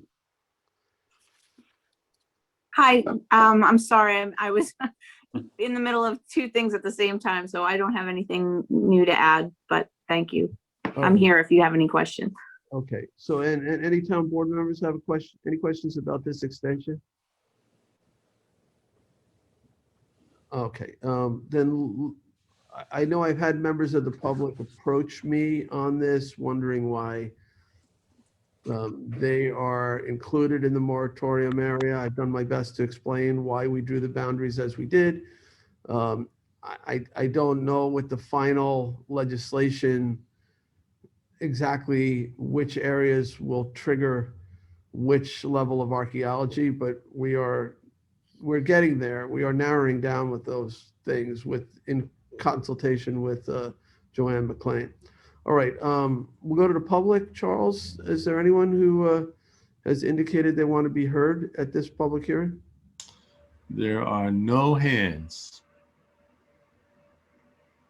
Still. Okay, what I'd like to do then is to make a motion to close it for all purposes. The problem is that the moratorium is expiring, and if we don't put this in place, we'll have a lapse. The only issue, Kathleen, is you mentioned the planning commission hasn't weighed in yet, so. Correct. So you should leave the record open for their referral. All right, so for close it for all purposes, except for the referral from the planning commission. I can do that? So do I have to leave a certain amount of time? I would suggest 2 weeks, Mr. Supervisor, until April 27th at your next board meeting. Well, then I might as well just leave the written record open in general for 2 weeks. Yeah. All right, so I make a motion to close the public hearing, leave the written record open for 2 weeks. Second. Seconded by Councilwoman Lofstad, all in favor? Aye. Aye. Aye. All right, so that gets us to the end of the public hearings. I see Paul is still with us. He's been waiting for quite some time for public portion. We're going to go to public portion. And I'll take Paul first, Charles. Okay. Each speaker in general has 3 minutes to make their comments known. You can talk about anything you want to talk about. So let's bring Paul back. Trying. You have to put your video on, Paul.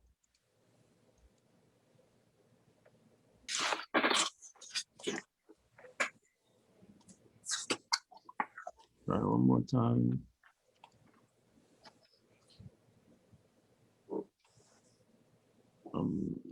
We should go to the next person.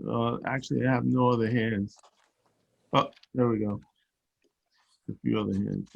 Yeah, if you want to be heard in public portion, now is the time to click the raise hand icon, which is probably the bottom of your screen. And then we'll bring you in one by one. B. Buckley is on. All right, so be lucky. Be lucky, that's correct. And Andrew Hurley. We should all be lucky. For sure. But you get that all the time. All the time. All right, so which one of you wants to start? Good afternoon to supervisor and town board members. We are on here today about the truck traffic on North Sea Mecox Road. I live at 284 North Sea Mecox, and you live at 420 North Sea Mecox. 420 Mecox. And just it took me 20 seconds to drive up here. I think I passed 3 trucks driving down the road already. It's been an ongoing problem. We're not complaining about the speeding cars, the accidents, the bumper-to-bumper traffic every day, just the large trucks every day from 5:45 till 8:30 at night, every single day except for Sunday. It's out of control every day, all day. The biggest problem used to be one of the local carters who I happened to see one of the big wigs at the gas station get gas. I told me to come on here, and it's not good for them. He spoke to his men, and then they're down to like every once in a while, as opposed to 15 or 20 times a day, driving dumpster trucks up and down the road. So it's as simple as that. But it's every kind of truck you can imagine all day long. And it's a quality of life thing. I've been living on the road for close to 30 years. And, you know, I used to let my dog out. If I let my dog out now, I'd have a dead dog in 2 seconds. You can't walk on the road. You can't drive a bicycle on the road. Can barely back out of my driveway, you know, and it's dangerous. And the cars are one thing, but the trucks are another. And there's 10,000-pound signs on each end of the road, and nothing happens. It says no trucks or buses over 10,000 pounds except local delivery. At lunchtime, I think I seen 3 propane trucks, 1 fuel oil truck, and we had a little meeting at 12 o'clock, and like 5 trucks went by, and there's not that many houses on our road to have all this commercial traffic all day long. And just using it as a bypass from the highway. That's all it is. Simple Right. cutting the traffic off. That's all they're doing. Right. You know, no, absolutely. And there's no shoulder on that road either. I've tried to ride my bike on it. It's dangerous. Well, you're lucky you're still here then. Yeah, no, no, you're right. So they do this, I call it the 7-pond shuffle. Right? They start at Scuttle Hole Road. They go to. They're all 10,000-pound roads too. They go to Head of Pond, Deerfield, back on Head of Pond, Lower 7 Ponds, and then they pick up North Sea, Mecox Road, and they don't want to go down David White's and hit 39 because that's a single lane in that section of County Road 39, and it does not move, and so they go all the way down. Then the traffic backs up at North Sea Road as they try to make that left. That's a whole nother disaster. And then they continue on, you know, Sandy Hollow, Sabonic, all the way down through the golf course or through Shrubland Road, not Shrubland, Shrubland Road. They're all avoiding County Road 39, which doesn't move very well. I know, but why should we have all the traffic for that when it? Well, I mean, you do have an issue if it's 10,000 pounds and you have a lot of vehicles that are over 10,000 pounds. That might be something we can look into. It's not might. It is something. It's not. We're not making it up. It's a reality every single day of our lives. It's a quality of life issue. It's not like we just thought of this or anything. It's been going on and on and on. I called several years ago. I called the police, talked to one of the trustees. I talked to everyone. And Richie Gates used to be a policeman around the corner. He used to be enforcing the neighborhood. And I called the police one time and they put me through to the community response unit. And Richie happened to be in there. And he said, I recognize Gumbo, it's my neighbor. So they enforced it for one day. Richie stopped by in the police car, said, Gumbo, no more problems with the traffic. It should be over with the commercial truck traffic. That lasted one day. I called the state police. State police said, is there a spot to pull trucks? I said, it's plenty of spots to pull them over the way. And I think they did come one time, but without enforcement, nothing happens. Right. No, I'll talk to the police chief about enforcing. How do we know if a truck is over 10,000 pounds? Do you need a pickup truck is 9,000 pounds. The same thing the police asked me last time. I said, I looked it up online and Escalade is 9,000 pounds. Take it from there. If you have a little writing on the side of your truck, it's over 10,000 pounds. A landscape truck with a trailer is over 10,000 pounds. Isn't it on the registration of the commercial vehicle? Everything's on there. It's not hard to figure out what's 10,000 pounds. You could look it up and in 1 minute figure out what's over 10,000 pounds. All right, I will. I'll reach out to the police chief and see. The police chief contacted Paul, and he said the biggest problem out here is short-term rentals. I'm not going to get run over by a short-term rental. My wife isn't going to get killed by a short-term rental. You riding your bike is not going to get hit by a short-term rental. It's bull. Talking to the police chief, what you have to do is enforce it. We have 5 radio stations, put a PSA on the radio station, say, we're going to start enforcing a 10,000-pound law. Give people a month. They have Spanish stations, everything. You got the Shinnecockers have their signs up there. Use their sign. Put a sign up to say we're going to start enforcing laws on all the roads. Everybody's dissatisfied with it. We live in an area right in the middle where everybody's on a shortcut all the time, and we have to pay, we're feeling the brunt of it. for people up the island to go make a living. They come through our neighborhood all the time. That's fine. But it's not fair for us to bear the brunt of this all the time. I hear your frustration. There are a lot of roads like yours that have become de facto bypasses, and Like I tell my subcontractors, I'm not concerned about all your other guys. I'm concerned about my guys. When I ask somebody to do a job for me, I want them to do my job. I understand everybody else, but we're talking about our road now. All the other roads would follow suit. It's the same thing. It's all the same boat. If you enforce one, it happens to all of them. We're not looking for selective enforcement, any enforcement. It's not a hard thing. Put the signs out. The signs are out. Somebody has to do something. okay. Also, Mr. Schneiderman, we need more signage for that. And then just policing, and the chief was great. The day that he came out and inspected the road, the next day, he had everybody off the road. Now, we don't get any buses. We don't get any local trucks, thanks to Gumbo. What we have the problem with now is the signage, the enforcement, and finally, the trucks that are part of the trade parade, that are not part of our community, that don't know not to do what they're doing. If you never enforce it, they don't know they can't use the road. The signs are there, but it's never enforced, ever. So That's why I said you put I hear notices your up. frustration. I hear that, your fundamental quality of life has been impacted by the It's intense being amount of impacted. commercial- Yes, intense amount of commercial traffic on these back roads.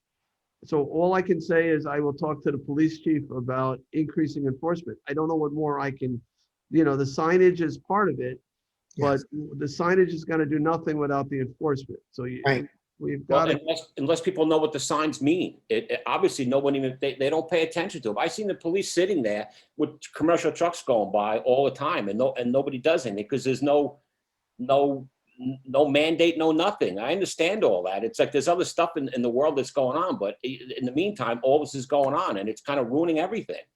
We have a beautiful area out here, and it's kind of, you can't enjoy yourself because of the trucks roaring up and down all day long. They start at 5:45 in the morning. That's a little bit early to have trucks roaring up and down. And I think to Gumbo's point, a simple PSA, that could be a text-only PSA that gets played on the Shinnecock signage out there while people are in traffic and Stopped in traffic, and they can read that, and then they're going to know, hey, maybe we won't be able to take those back roads today. Maybe they will enforce it today. When it starts hitting the pocketbook, that's when it becomes real to people. When you give out 60 tickets in one afternoon, which we could easily do right now. Yeah, at lunchtime it gets 60 out. They're going to think twice about it when it actually affects their bottom line, and that's our quality of life. So we're really Look, we're not trying to beat people Yeah. up. It's just why should we bear the brunt of someone's shortcut to get home to wherever they're going?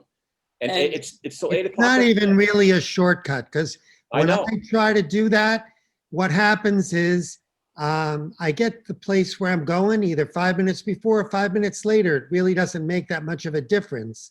Chief said it's because they're using these GPSs and they think it's saving them time, but it's really not. All right, so just for a matter of procedure here. So right now, we're in public portion. I've got Buckley Hurley has the mic, Yes, so to sir. speak. I think though that the 3 minutes I think you've been able to make your point clearly. So Paul, I would bring you on next. It's normally not a back and forth conversation. Oh, sorry. It's okay. You're unmuted. So let's, if I could move to you, Paul, we'll take you next. And it sounds like, We're all the same group. okay. but we'll let Paul speak, and we'll put ourselves on mute. How's that? Okay, thank you. All right, you're welcome. Paul, Right. anything more you wanted to add to this? No, just we really think that this is important. And Mr. Supervisor, you're absolutely right about the bikes. When my Zoe's home from the National Park Service, she loves to bike, and it's very, very dangerous because we don't have a bike lane. Not that we would want one, but that would be great too. But separately, no 10,000-pound trucks, and it's obvious what a 10,000-pound truck is. And then also signage, and then enforcement. Those are really the big things that we want. And we got together as a bunch of guys and they asked me to write the letter. And I said, I wouldn't write a letter till you knew what was going on. And then the town clerk helped me because you said, and now we'd hope that the chief, even though he has important things to do and did come himself, and the local trucks and the buses have stopped, we really need your help to get this thing settled. I mean, just talking a few minutes ago, getting ready to get online, we helped each other. You know, maybe 12 commercial trucks passed that were easily over 10,000 pounds and speeding too. But I'm not going to go into speeding because, you know, I don't want to complicate things. Yeah. That's all I really have to say. No, I understand the issue. I don't understand the solution yet. Obviously, County Road 39 doesn't move that fast with all the lights. The demand for commercial vehicles, particularly as we run up to Memorial Day, is always tremendous. This time of year, it's always really bad. And, you know, I get concerned that every time we do something to prohibit movements on one road, they just end up on another road. We're sending it from one spot to another. The answers aren't always so clear, but it does sound like there's already a law about weight. Yes. That's not being enforced. No. So it's something I think that we need to look at, but we also need to watch for unintended consequences. Yes. Also, Jay, just so you know, I go to church all the time. If I take the back roads, I get there the same time as if I take 27. It's like 6 of one, half a dozen of the other.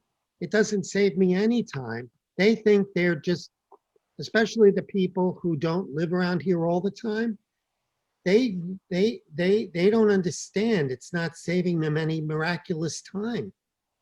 It's just causing trouble. That's it. I'm sorry. All Talk right, too much. thank you, Paul. Thank All right, you. it's Charles, anyone else who wishes to be heard in public portion? I see no hands. Oh, there is one. Let's see, Craig Rayner. All right, let's bring Craig on. Craig, you got to put your video on. There you go. And unmute.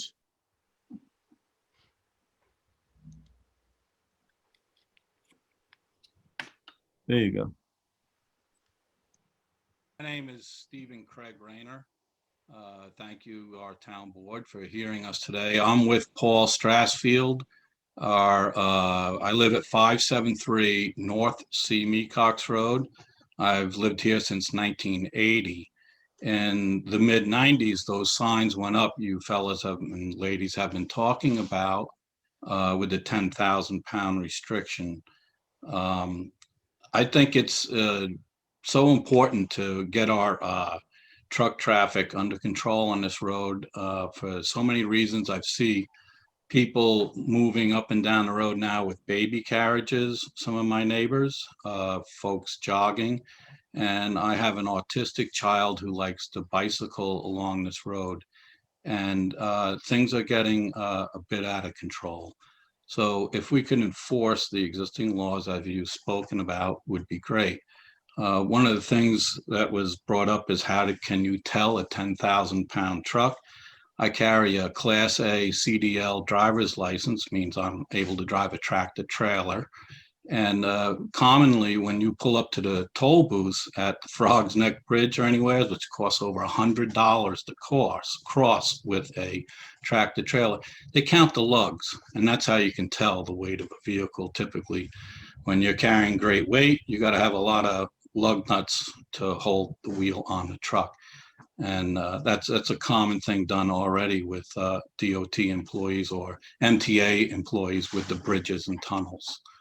So that's one thing, maybe it could be of help. But I just echoing the other speakers, honestly, where it's becoming very dangerous. It's a narrow road. It's not designed for large trucks, and we're seeing more and more foot traffic. So it's just a matter of time, unfortunately, before somebody could get hurt out here, I think. Again, I've been here since 1980. It was a very rural road. When I moved here, there was 3 or 4 cars a day, literally. It was very quiet. And, you know, it's a drastic change. Again, we'll echo what Paul said. You know, traffic is traffic. I accept it, but it's the trucks. And I really beg of you to address that situation. Thank you for hearing me today.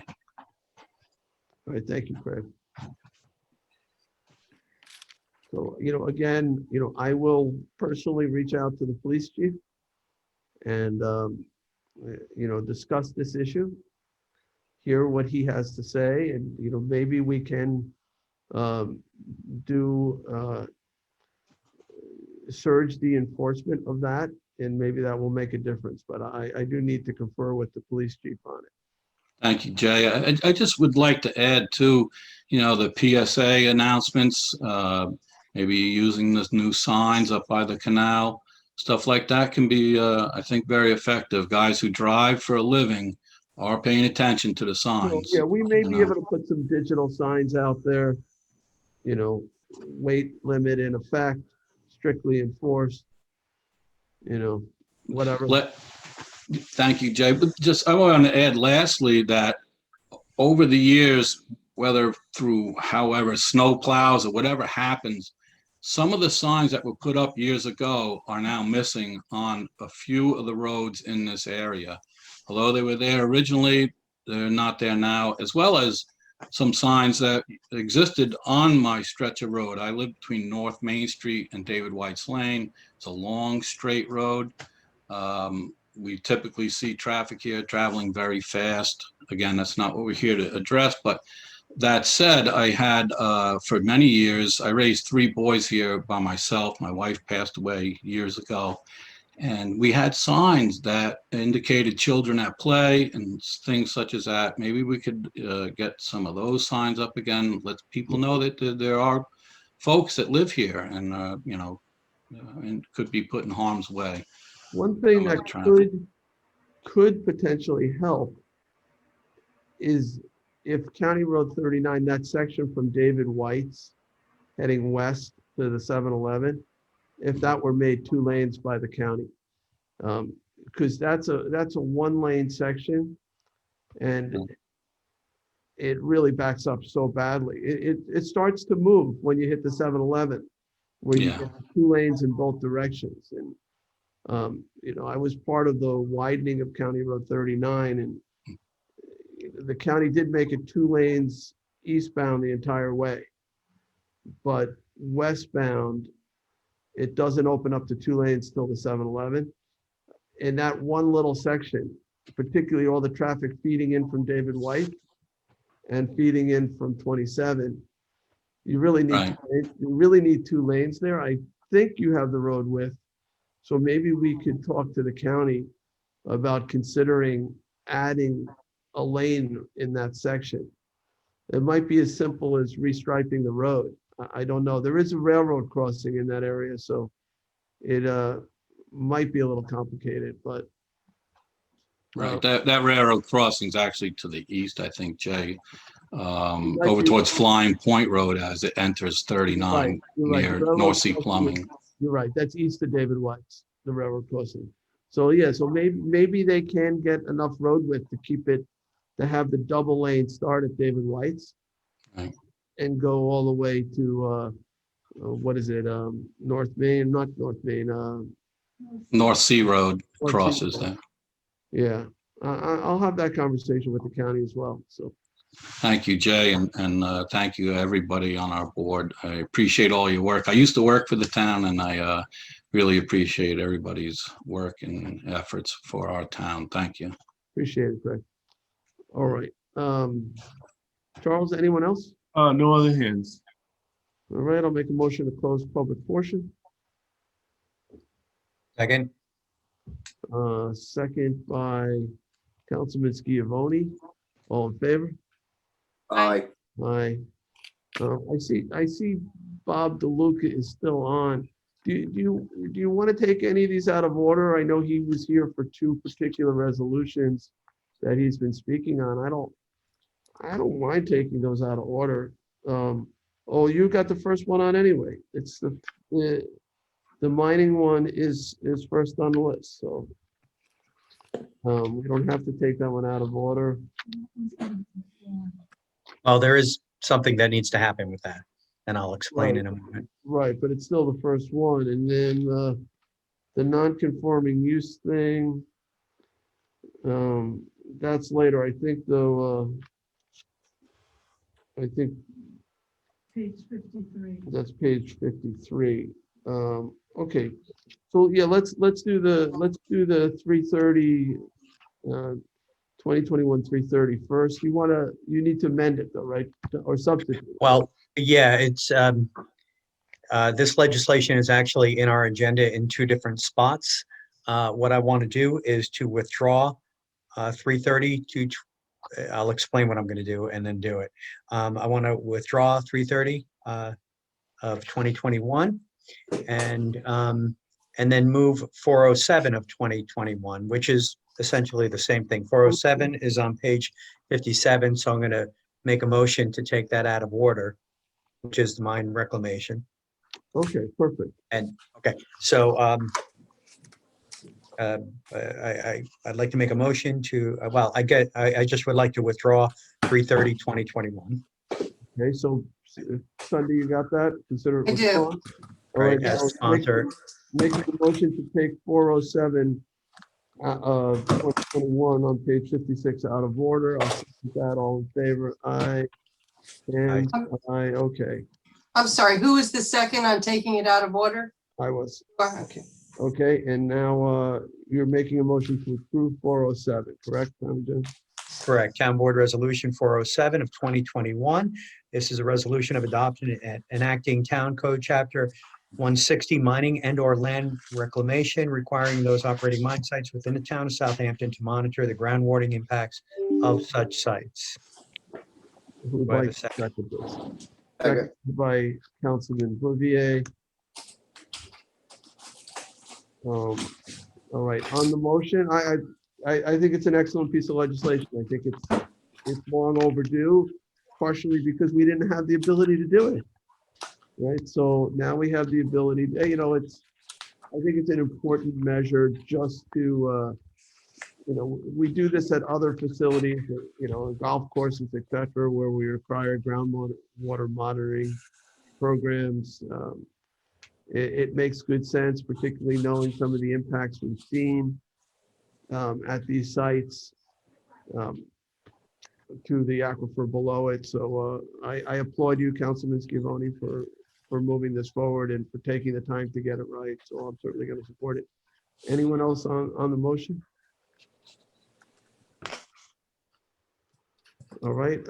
I'm proud to bring it forward, and I know we've discussed this in public hearings a number of times. So just wanted to reiterate that the Southampton town would be the first to do this, and we're proud that we're leading the way on this. All right. So we had a motion and a second. I'll call the vote. All in favor? Aye. Aye. Okay. Thank you, everyone. Approved. Okay, let's take this other one out of order too, which is on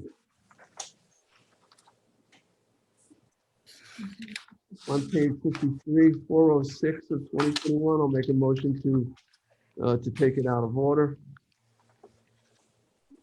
Second. Seconded by Councilman Scavone. All in favor? Aye. Aye. Okay, I'll make a motion to approve 406 of 2021. This is a resolution of adoption deleting Town Code 330-167B3 in connection with the Zoning Board of Appeals Authority to approve a change in a non-conforming use and enacting Town Code 330-185.1 to have this review conducted by the Town Board. Did I get a second on the motion? Not yet. Approve. Is there a second on the motion to approve? Councilman Scavone seconding. Oh, no, I just seconded to move it. Move the location in the agenda. Okay, so it's before us now. So now I'm making a motion to approve. Is there a second to approve?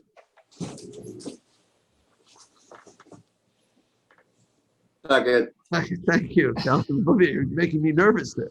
I had issues with it. Yes, Making you sweat. yes, I understand. It's not perfect, but it's a heck of a lot better than the code now, which is, I think leaves us vulnerable in many ways. I think this is really important. Most codes, most towns don't have such a provision. Typically, non-conforming uses gradually migrate toward conforming uses. That's sort of the idea. They get phased out over time and return to conforming uses. The town of Southampton has a relatively unusual provision that allows you to swap it out with a wholly different non-conforming use. Well, And- now I'm starting to think I want to withdraw my second. All right, I won't say much more. So we have talked about this quite a bit. I do think, though, that this is an important change to the code as we move forward. It's in the interest to me of good planning, and it's the right thing to do. So I appreciate the support, which I anticipate, and I thank you, particularly all those who've worked with me on this. Katie, who did, I thought, a great job in writing the legislative intent, and the bill, Jim, who's worked with me, Janice, who's worked with me on this, and Southampton Business Alliance for their comments, Bob DeLuca for a group for the East End's comments, and I think we have a good bill. So, On the motion? yeah, Julie? So if you just bear with me for a few minutes. So I agree that the guidance needed to be modified and to make the decision-making more objective and less subjective. I think you did several excellent concrete improvements, and I appreciate that. And I think it does make the process better. However, I do have a couple observations. Part of the new language references the comp plan, and I understand where you're coming from with that, but it is from 1999, and I know we've talked about it in the past. And perhaps it's time for a comp plan update sooner rather than later. In the past, I stated that I'd like to see a list of all the pre-existing non-conforming properties, and I know it's a huge undertaking, but I'm hoping we can maybe start that process even with just something as small as a checkbox on the property record card. And moving forward, as we see them come up, somebody can make that checkbox on the property record card. I think it would be helpful. Back to the proposal, I think that any applications in the process right now should be fully grandfathered. I think that to change the rules in the middle of the game, I don't think is particularly fair. In other words, applications in the chute should be allowed to complete the process, not only in front of the board that they're at, but also with the existing code that they are supposed to follow. And just in my opinion, even with the improvements to the legislation and how the legislation, how the decision is made. The other issue I have is with who makes the final decision. And I personally, in my opinion, feel that it makes it more political to bring it in front of the town board. I think that things should be less political and not more political. So for those reasons, I respectfully do not support the legislation as it is at this time. However, I think that you did a very good job in making it better than it was. So I appreciate that. All right. Thank you. Anyone else on it? Yeah, I'm going to agree partially with Julie. I did not like the first version. I do like that you listened to the public, listened to the board, made the changes that we were looking for, and I will support it at this time. Oh, thank you, Councilman Martel. Anyone else? I know Councilman Scavone, it's not everything that you had hoped for either, but appreciate your support on it. So, And I also want to give you, congratulate you and appreciate the fact that you added much needed standards to this part of our code. As a person who did sit on the ZBA and had heard these types of applications in the past, the standard was literally a one-line statement that we had to go by. And I think that this clarifies what is needed by these applications to be passed by the Southampton Town Board. And while I'm talking, I think it's really important to note that the Town Board is connected quite closely to the people. We answer directly to the people of the town of Southampton, and such applications that have incredible or great impact on communities, I believe that it's important and, for it to be in front of us at this point. So I actually have a question that for I will Jim. support it. Jim, do we have an issue here at Suffolk County Planning Commission? Do we need their say, or have they said anything on this one? I'm not sure, Supervisor, if the matter was referred, I can check before we vote on it. I don't know that it needs. to Yeah, I don't think it does. I don't think it falls within their jurisdiction. Yeah. That would be individual applications depending on their proximity. Right. Sometimes matters related to zoning do. Yeah, that's actually like a town action on a particular application. This doesn't change much Right. in terms of It their was a- concerns. Certain things on a town action on a particular application. Probably the applications that we grandfathered most certainly would need a referral to the planning commission, but this particular. Well, I'm going to take it on your advice that we can vote on it. If it turns out we can't, we'll have to revote. Right? Yeah, we can play catch up if we need to, but I think we're okay. Okay. All right. So, all right. We had a motion and a second. All in favor? Aye. Aye. And one opposed, right? But it's better than it was. Thank you. Yeah, so would the clerk know Councilwoman Lofstad's opposition, but the bill did receive 4 positive votes and has been approved. Okay, so now to the top of the agenda here. Unless somebody needs to take another bill out of order.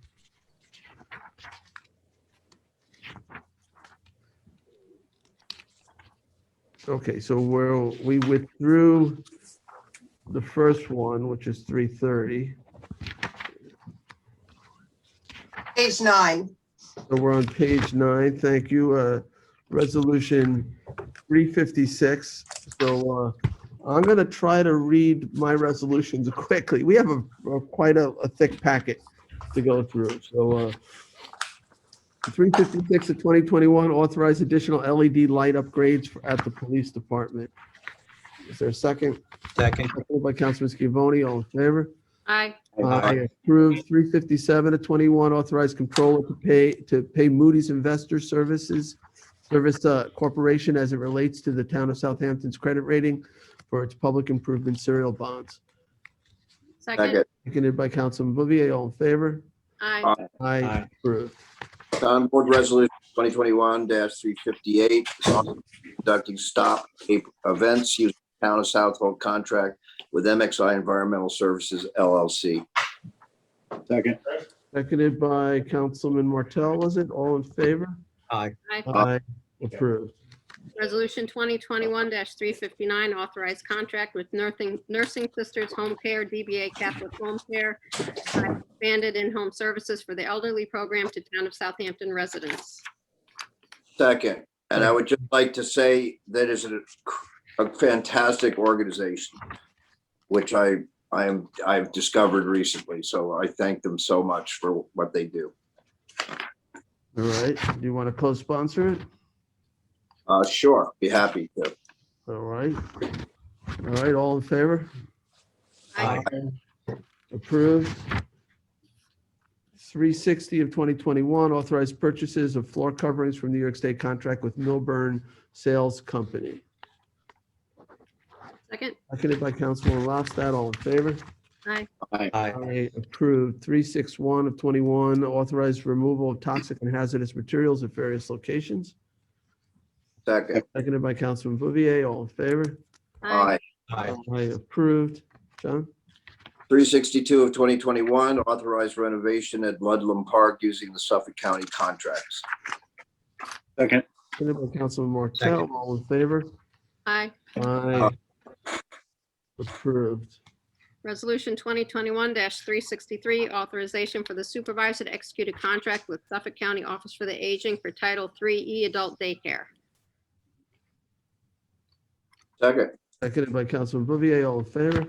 Aye. Aye. Approved. Resolution 2021-364, authorize supervisor to execute a contract with Suffolk County Office for the Aging for the residential repair program. Seconded by Councilman Scavone. All in favor? Aye. Aye. Approved. Resolution 2021-365, authorizes supervisor to execute a contract with Suffolk County Office for the Aging for expanded in-home services for the elderly. Second. Seconded by Councilman Martell. All in favor? Aye. Aye. Approved. Town Board Resolution 366 of 2021 authorizes supervisor to renew the purchase of network hardware and software maintenance from CCSI. Second. Seconded by Councilman Lofstad. All in favor? Aye. Approved. Town Board Resolution 367 of 2021 authorizes supervisor to sign a contract extensions for highway signs, posts, and appendages with Osborne Associates Incorporated and American Traffic Safety Materials Incorporated. Second. Seconded by Councilman Lofstad. All in favor? Aye. Aye. Approved. Town Board Resolution 368 of 2021 authorized the purchase of maintenance renewal of Great Plains Software with Interdyne, AKA, now known as AKA Enterprise Solutions. Second. Or Councilman Bouvier seconding. All in favor? Aye. Aye. Approved. Town Board Resolution 369 of 2021 authorizes supervisor to sign amendment with Forte for processing of fees for various programs. Second. Seconded by Councilman Bouvier. All in favor? Aye. Aye. Approved. Town Board Resolution 370 of 2021 authorizes supervisor to sign a change order work or authorization for Forte. Second. Seconded by Councilman Lofstad. All in favor? Aye. Approved. 371 of 2021 authorizes supervisor to enter into agreement with LK McLean Associates PC in connection with the traffic review services of the traffic analysis for the site plan application of Hampton Business District Phase 5, 245 Rogers Way. Second. Second by Councilman Bouvier. All in favor? Aye. Aye. Approved.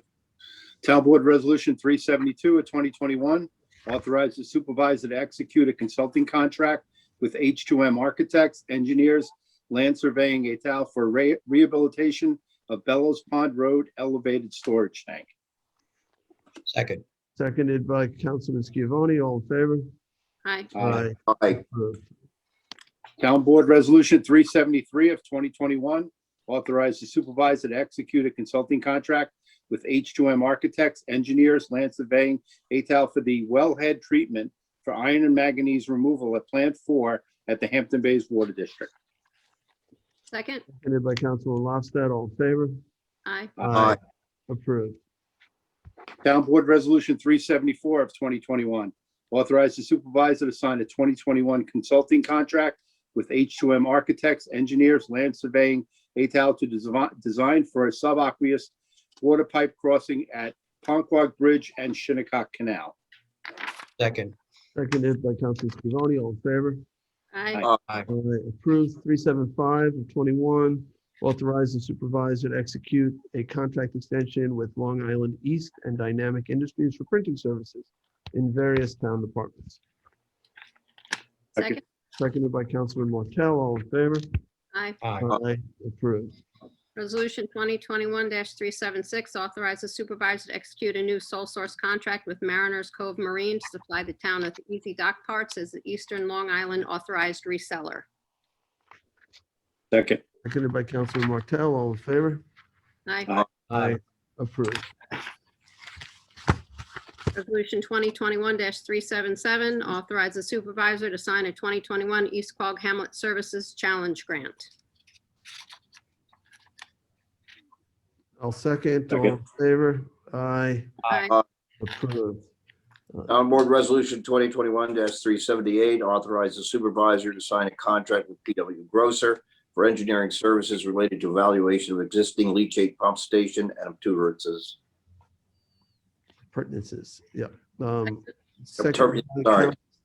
Seconded by Councilman Lofstad. All in favor? Aye. Aye. Aye. Approved. All right, the next one needs to be withdrawn. This is 379 of 2021. There's a new resolution that'll be prepared for the next meeting, so we can, Sunday, consider 379 withdrawn. Got it. Moving on to 380. Town Board Resolution 380 of 2021 to authorize the supervisor to sign an agreement with Box Incorporated for Business Plus accountant licenses. All right, I'll second. All in favor? Aye. Aye. Approved. If nobody seconds, I'm just gonna second. So, I should have seconded that. I'm sorry. It's all right. that's all right. I just want to keep things moving. 381 of 2021, authorize the supervisor to sign contract extension with Cunningham Duct Cleaning for kitchen exhaust cleaning. Second. Now everybody's second. I'll give it to Councilwoman Lofstad. All in favor? Aye. Aye. Approved. Town Board Resolution 2021-382 to award and authorize the supervisor to sign a contract with Coastal Commercial Property Management Incorporated for landscaping services at various town locations. Second. Seconded by Councilman Martell. All in favor? Aye. Aye. Approved.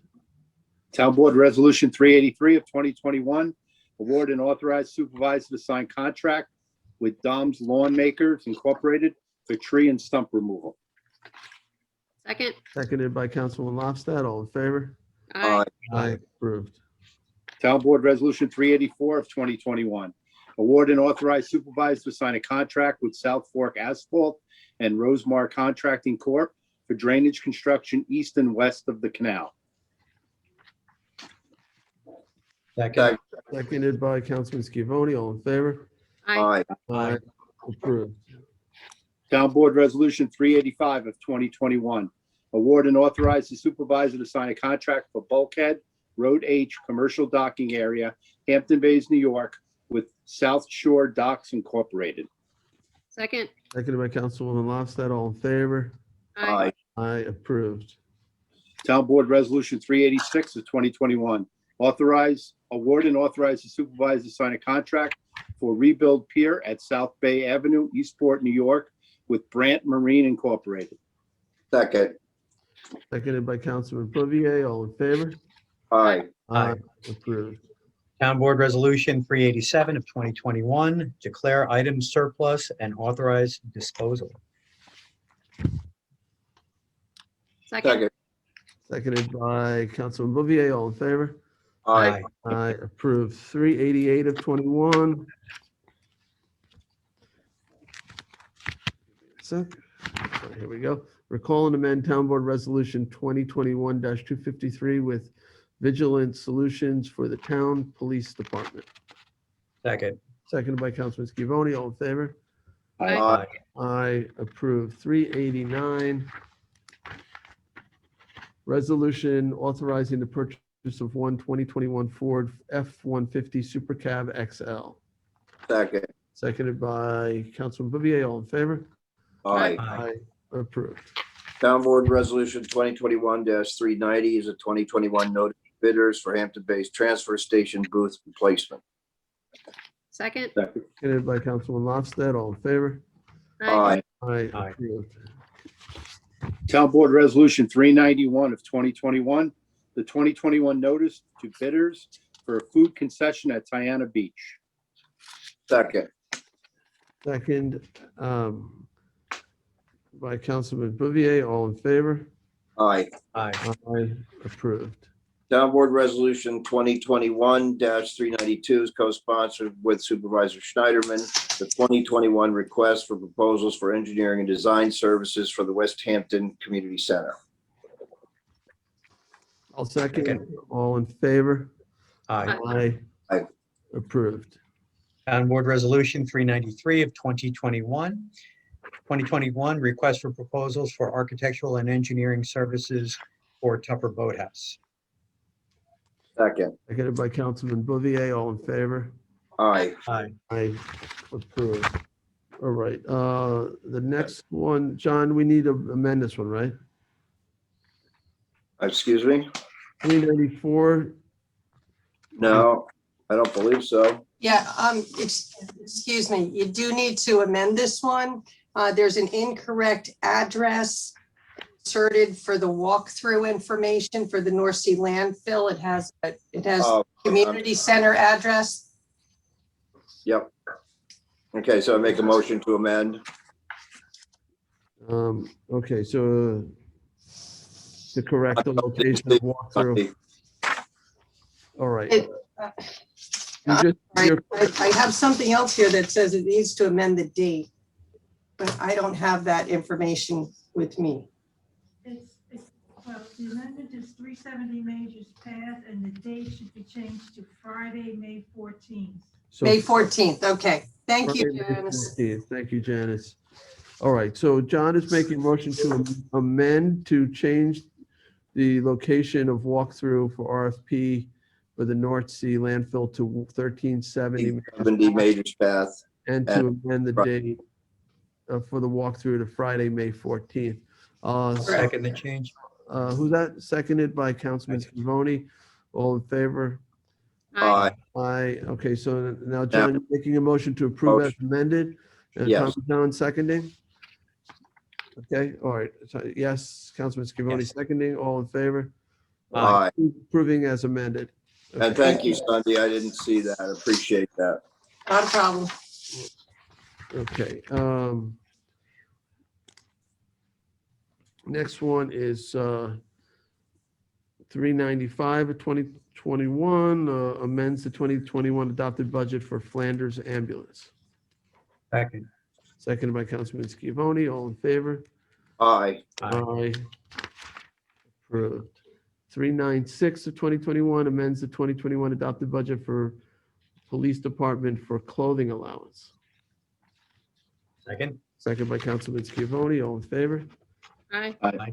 Aye. Approved. 397 of 21 amends the 21 adopted budget for the police department. Same second. Seconded by Councilman Lofstad. All in favor? Aye. Aye. Approved. 398 of 21 amends the 21 adopted budget for public safety and emergency preparedness. Second? Seconded by Councilman Lofstad. All in favor? Aye. Aye. Approved. 399 of 21 amends 21 adopted budget for trustees. Second. Seconded by Councilman Martell. All in favor? Aye. Aye. Approved. 400 of 21 amends the 21 to 25 capital budget for beach improvements. Second. Seconded by Councilman Martell. All in favor? Aye. Aye. Approved. 401 of 21 amends the 21 through 25 capital budget for Ludlam Avenue Park. Second. Seconded by Councilman Bouvier. All in favor? Aye. Aye. Approved. 402 of 21, authorization to allocate the 2020 mortgage tax receipts to the police fund and school bus safety program revenue allocation. Second. Seconded by Councilman Scavone. All in favor? Aye. Aye. Aye. 403 of 21 accepts resignation of Jason Hahn from the Zoning Board of Appeals. Second. Seconded by Tommy John Scavone, Councilman Scavone. Just on the motion, Jason's been there for a number of years. I don't remember how many, but quite a few. And we certainly appreciate his service. And it's nice to have a young person serving our communities from the West Hampton area. I think he may be unfortunately moving out of the area. Jason, I know Jason a long time. He used to work for the county, used to work for me when I was a legislator as a legislative aide, and awfully nice guy, and we appreciate his service. I hate to see young people leave our community. I know how hard it is here, but we wish Jason the best in his future endeavors. All right, I'll call the vote. All in favor? Aye. Aye. Approved. Okay, 404, I need to amend. It's the Susan Haberman. Actually, her legal name is Susan Cohn, K-O-E-H-N. So in the title and in the first resolve, where this would be appointing Susan Cohn to the Zoning Board of Appeals to finish the unexpired vacancy of Jason Hahn. So let me make a motion to amend 404 to replace all occurrences of Haberman with Cohen, Koehen. Do I have a second? Second. Seconded by Councilman Martell. All in favor? Aye. Okay, let me make a motion to approve as amended. Second. Seconded by Councilman Scavone. Susan is a lawyer by training. She is very civic-minded. I've distributed her resume to all of you. Hopefully you've seen it. I think she'll be a terrific member of the zoning board, and I hope that you'll support her. So I'll call the vote. Did I have a motion, a second? Motion and a Yes, you second? do. I have a second to approve. Yes, it's Tommy John? Scavone. Okay, so I know we amended it. Now it's a motion to approve as amended. It was seconded by Councilman Scavone. All in favor? Aye. Aye. Okay, approved. Congratulations to Susan. Congratulations. 405 of 2021 recalls and amends Town Board Resolution number 326 of 21. Second. Seconded by Councilman Bouvier. All in favor? Aye. Aye. Approved. 406 of 21, resolution of adoption deleting. That was taken that out of order, Supervisor. Yep, we got it. That's why I stopped. I noticed that too. As was 407. And Page 60. all right, yeah, we did 407 out of order. So we now are on page 60, and I believe it's yours, Julie, right? Yeah, so resolution 2021-408, 2021 International Dark Sky Week. Second. Seconded by Councilman Martell. And on the motion, Sure. I understand that Dark Sky Week actually ended yesterday, but we did want to memorialize it for all eternity in a resolution. So hopefully people will continue to turn out their lights and go out and stargaze. Should we all turn out our lights right now to commemorate this? Then I Mine can't are off. see the agenda, so no. No, but can we, since you have the floor, Julie, I mean, do you want to say why this matters? Well, I think it matters. Number one, light pollution. It's nice to relax and go outside and look at the stars and not have lights shine, whether it's porch lights, garage lights, pool lights, headlights, telephone pole lights. I think it helps the soul. And I think that it's a good, relaxing, stress relieving thing that we can all do. It will reduce your electric bill if you turn your lights off enough. So it sounds like a win-win to me. Well, thank you. And as some of you know, in an earlier life, I was a science teacher. And one of the things that I really loved was astronomy. And it's very hard to do astronomy when there's light pollution. So it's really important from that perspective. But it's also there's a lot of critters out here who are nocturnal. They really depend on that darkness for safety. And when we have too much light pollution, it really affects those creatures. So I think we have to be good neighbors to our wildlife. So I think it's important. There's been some great advocates. Gail Klima, who died a number of years ago, was very active in helping us have legislation in the town of Southampton to reduce light pollution. And Susan Harder from the Dark Sky Society has been very active as well. When you can't see the stars at night, you sort of lose your place in the universe. I think it's important for that perspective. And, I'm glad that you're paying proper attention to this issue. And I'd also like to thank our Dark Skies Advisory Committee because they're very dedicated and work behind the scenes to try to make things better for all of us. So thanks to them. Yeah, just to highlight that point, I had a friend who was an astronaut on the space station, and he said, we've never seen the dark side of the Earth. And it's largely because every time they go to the dark side of the earth, it's lit up. And how noticeable it is where there isn't light in the southern and northern hemispheres, but you see light everywhere else. So I will make it a point. I think it's a clear night to go out and stargaze in honor of this. Thank you, Julie. Just don't go over to the dark side, John. Well, yeah. No, this is a good thing. All right, thank you, Julie. So did we vote on it? I don't think we did. No, we did not. All right, all in favor? Aye. Aye. Approved. All right, 409 of 2021, authorized community preservation fund tax refund pursuant to the first-time home buyers exemption for Joseph and Jessica Corrado. Second. Second by Councilwoman Lofstad. All in favor?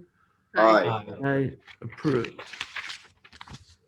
410 of 21, authorized community preservation fund tax refund pursuant to first-time home buyers exemption for Dawn M. Burkowski. Second. Second by Councilman Scavone. All in favor? Aye. Aye, approved. 411 of 21, authorized community preservation fund tax refund pursuant to the first-time home buyers exemption for Thomas Love and Anna Rajic. Second. Seconded by Councilman Bouvier. All in favor? Aye. Aye. Approved.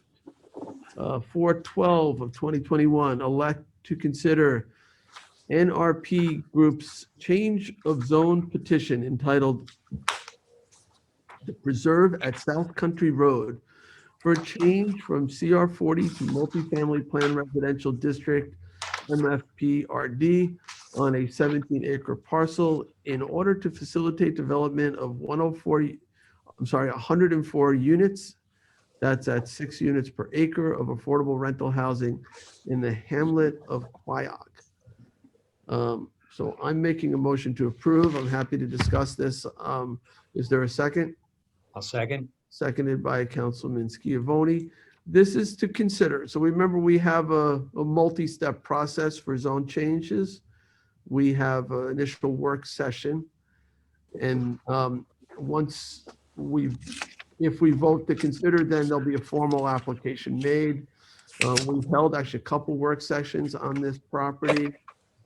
And I think it's really a suitable piece for affordable housing. We know we need it. We need it both east of the canal. We need it west of the canal. This is a large property. And it seems like a good fit, and this is worthy of consideration with a formal hearing. It doesn't mean absolutely that it's going to happen. It just allows for the public hearing, the public to weigh in. And you all should have received a report from our planning department that did recommend that this be fully considered at a public hearing. There were some, additional comments made, but it felt that it did rise to the level of warranting a hearing. Originally, it came in with 180 units. That is not what's being considered here in this resolution. It's 104 units. And whether it gets approved or not has yet to be seen. Whether it gets approved at 104, those are things that are for future debate. This just allows a public hearing at a density of 6 units per acre. So we had a motion, a second. Anyone else on the motion?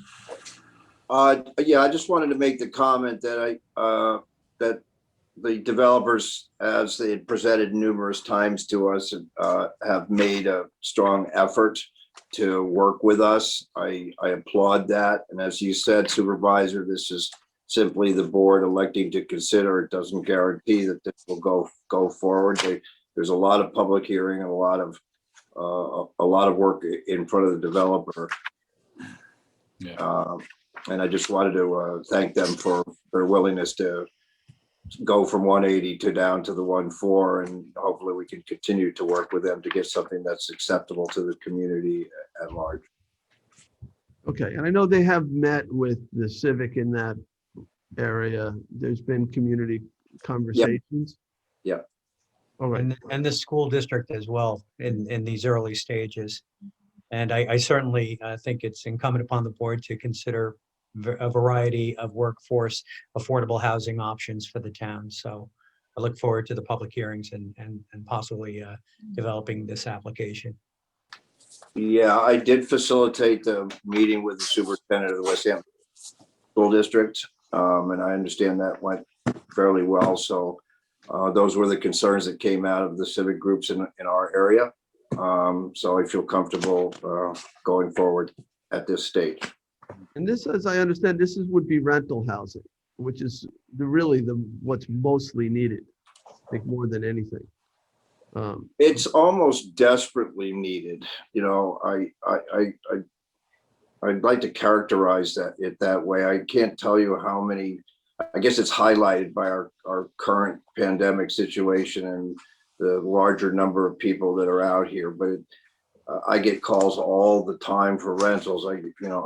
It seems to be a real problem. People desperately looking for places to work where they can work here and afford to live here to work here. So yeah, they have the jobs. They just can't find a place to live. Yeah, no, it's really challenging. This is 100% of the units. 100% are affordable. It's not 20% as we see in other developments. This is all 104 units would be affordable. So, all right. Any other conversation on this discussion? All right, I'll call the vote. All in favor? Aye. Aye, it's unanimous. Approved. Moving on to resolution 413, recall and amend town board resolution 154 of 2021 as it relates to sanitary flow credits for the subdivision map of Hamptons, Ponquag, Hampton Bays. Is there a second?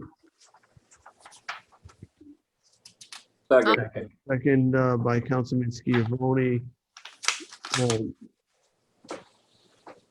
Jim, do you have? Yeah, this is just a minor, the reason for this resolution is when the sending parcel this Hampton Bays, Woods at Hampton Bays subdivision, they are having a couple of affordable housing lots, and they were going to get TDRs from us, and the sending parcel we were utilizing, there's a little discrepancy in the meets and bounds description of the sending parcel that was acquired by CPF and what the county has as the meets and bounds description of that same sending parcel.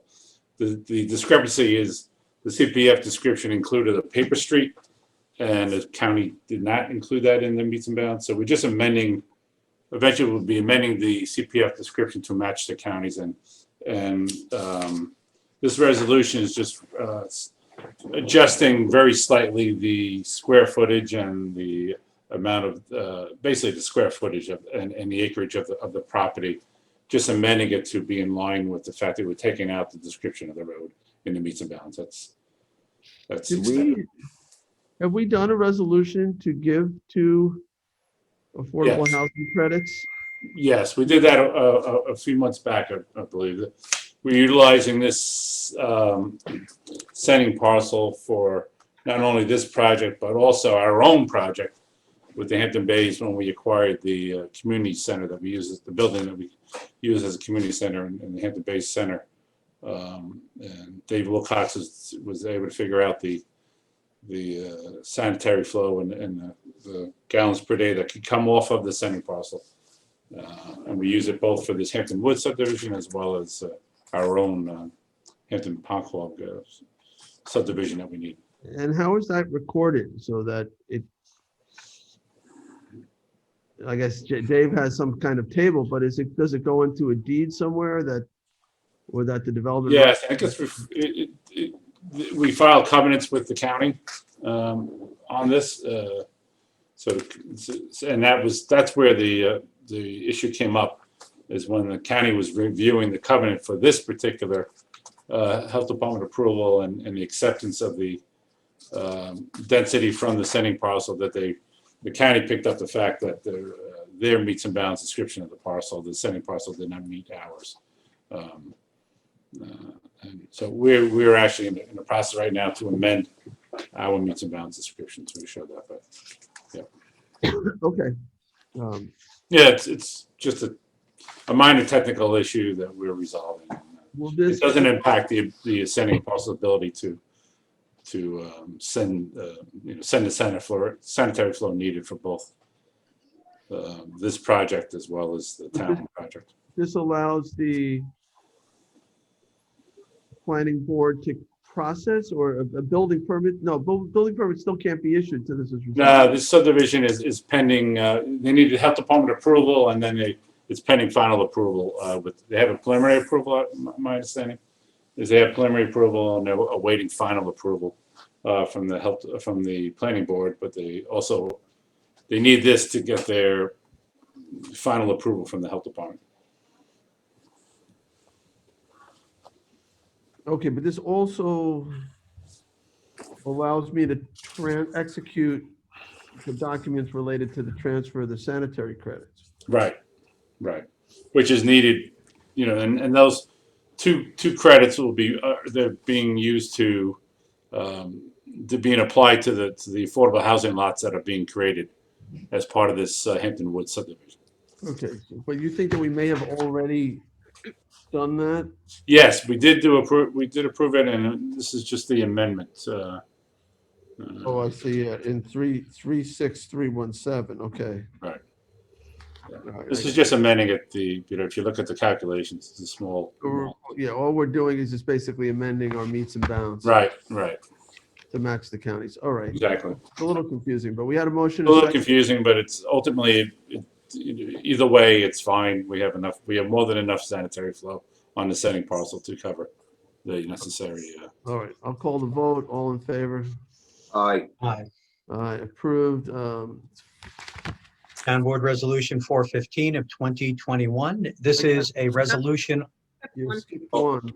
We're missing 414. So 414 of 2021 recalls and amends Town Board Resolution number 206 of 21 as it relates to sanitary flow credits for the subdivision map of the woods at Hampton Bays. Jim, this is related to the last one, right? Okay, that's. I'm looking at it. Which one is this?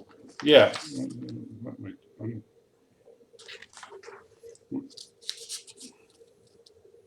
This sounds almost the same.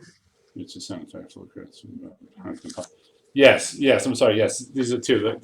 As I said, the first one actually was the one of the Hampton Ponquag. That was our project. I'm sorry. I was looking at 414. And this 414 is for the Hampton Woods. The 413, my mistake. I was looking at the wrong resolution, but it's I mentioned both for the in senior the center. explanation. I'm sorry? 4013 related to the senior center? Yes, 4013 is our project. When we purchased the building that we use as a community center, we had to subdivide that property off of the We rest of the never center. finished the subdivision, so this is going to finish the subdivion. Absolutely. This one is- We have our tax lot, but yes, this confirms, this finishes the subdivision as far as the health department is concerned. And the same thing, like I mentioned earlier, we're taking some density credits off of that same setting parcel as resolution 414. And both of them have that same issue where we had to do a slight amendment in the meets and bounds.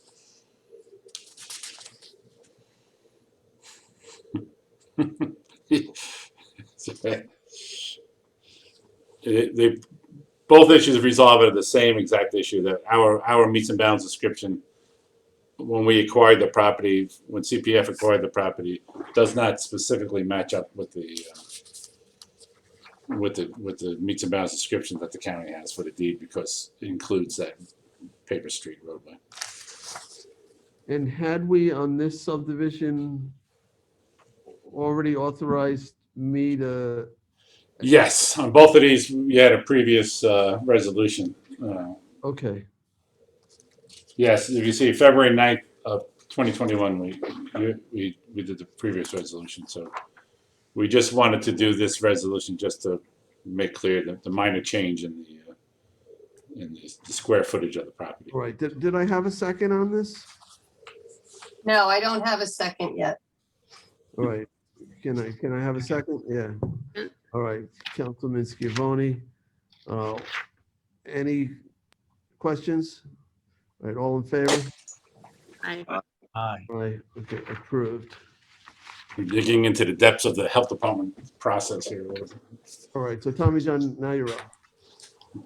Town Board Resolution 415 of 2021. This is a resolution authorizing the award of additional LoSAP points due to the COVID-19 pandemic. If I can get a second, I'll explain the Second. resolution. I'll give it to Councilman Martell. Thank you. This is a resolution to grant 3 LoSAP points to members of our 4 ambulance districts: Southampton, West Hampton, Flanders Riverside, and Hampton Bays. As a designated municipality of those districts, we were given the power to award LoSAP points due to the pandemic. What had happened in many of our in all of our volunteer services is that meetings were canceled, trainings were canceled. Fire departments and ambulance departments were going out with skeleton crews. And there was a concern that many of our volunteers, who we greatly value, would not make their 50 LoSAP points for the year. This is something that was granted by all the fire districts as well as the villages to other ambulance corps and fire departments within the town of Southampton. And as I said earlier, what we are decided on after careful evaluation of previous points awarded in conversations with our ambulance districts is that that each member get 3 points per month during the time of the state of emergency issued by the governor of the state of New York on March 7th, that they get 3 points per month. March would be prorated to 2 points. So it would be a total of 29 points for 2020. Right, so they still have to count to 50 points to get the LoSAP credit. So they will have to have done certain things during the course of the year. For our LTV viewers, hopefully there are still some,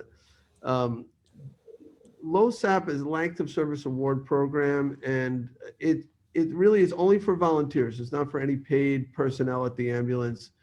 And you know, it's one nice thing sort of that we do to say thank you. It's a pension benefit. If you put in your time and you volunteer, when you retire, you can get a small amount of money for each year that you qualified, where you put in that amount of time. And but you have to meet a certain number of points. And as Councilman Scavone said, this year it was hard with the pandemic. So I support this. I actually would like to co-sponsor this. I think that Councilman Scavone came up with the right number of credit points for the ambulance.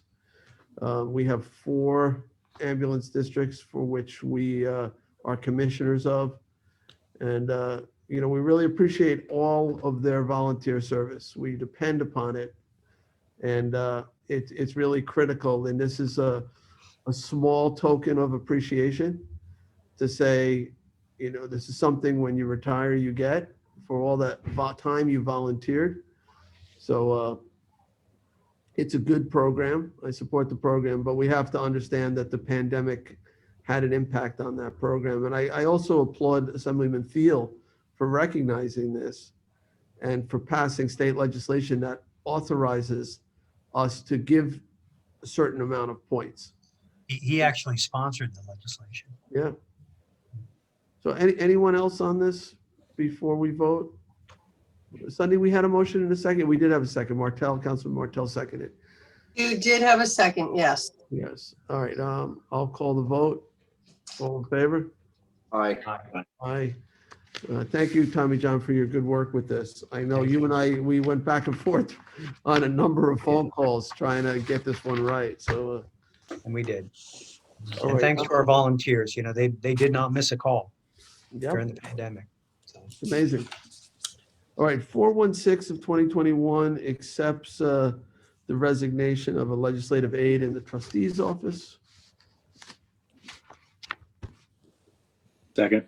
Seconded by Councilman Martell. All in favor? Aye. Aye, approved. 417 of 2021 accepts the resignation of a public safety dispatcher 1 in Southampton Town Police Department. Second. Seconded by Councilman Scavone. All in favor? Aye. Approved. 418 of 2021 accepts retirement of David Van Scoy Jr., maintenance mechanic 4 in highway. Second. By Councilman Martell. All in favor? Aye. Aye, approved, and we certainly wish David the best, the very best in his retirement, and thank him for his service.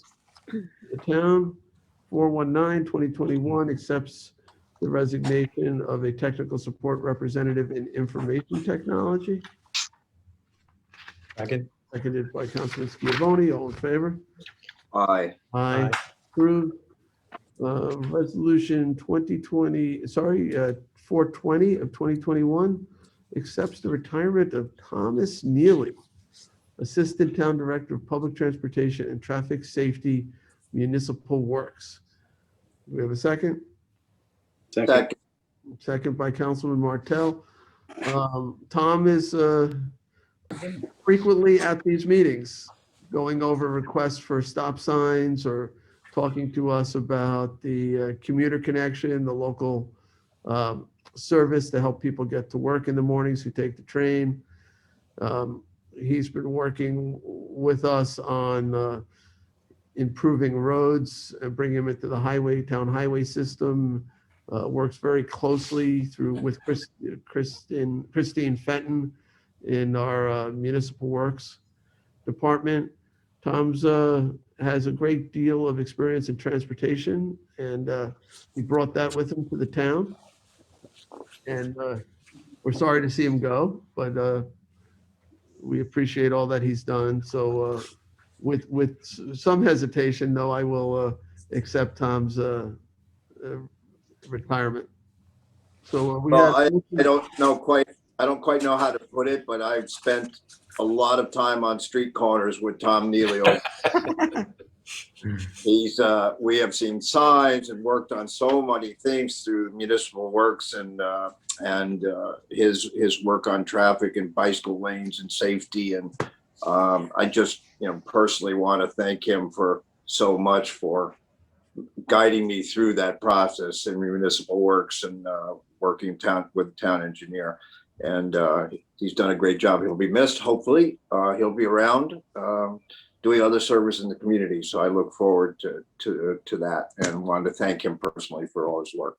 he also did the fleet management too. It's important. Yep. Anyone else on Tom's retirement? Sure. As we heard earlier in this meeting, traffic is an incredible challenge for the town of Southampton and our villages as well. And Tom Neely really was in the middle of all of it.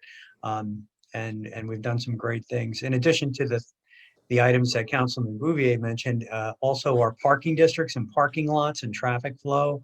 Tom understands the law. He knows traffic and we would look to him for answers and solutions, and we will miss him.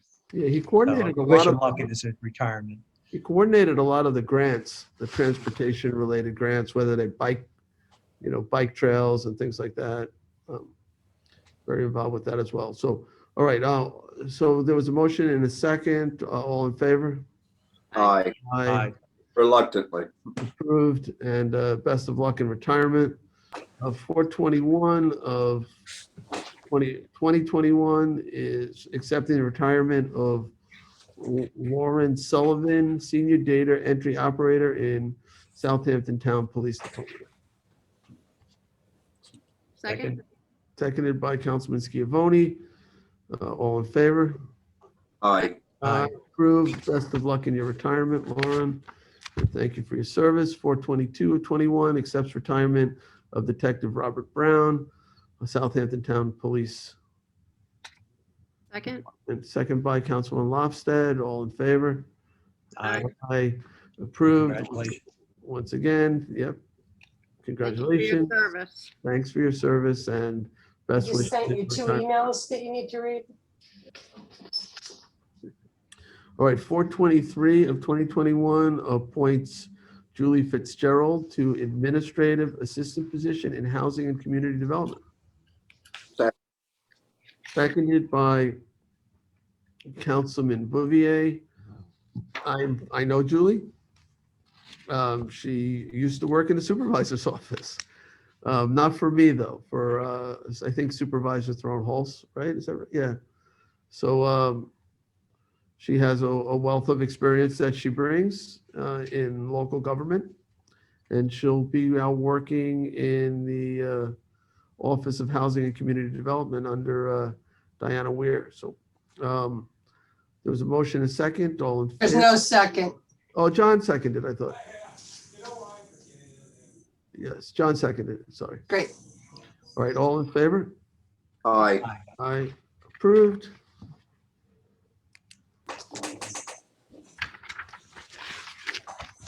Moving on to 42421, reassigns Tatiana Tusi to Human Resources. Is there a second? Second. Second. So I guess the opening really was in Human Resources. Tatiana, who had the position in Housing and Community Development, is moving over to Human Resources, where she had been. Yeah, Ben, right. Yes. So it's a swap. Creating the opening that we just filled with Julie Fitzgerald. So, Correct.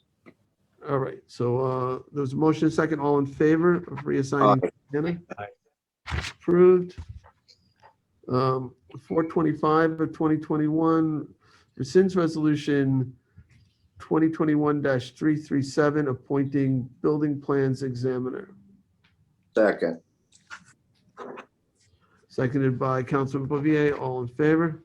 Aye. Aye. Approved.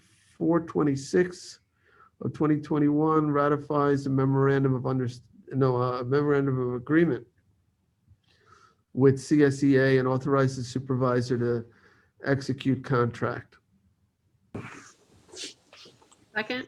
Second, this is, thank you, Councilman Lofstad. This is a 2-year extension without changes Oh, okay. to the CSEA contract. It's been approved by union membership, and this is the last of the bargaining agreements that need to be approved. So, all right, there's a motion, a second. All in favor? Aye. Aye. Approved.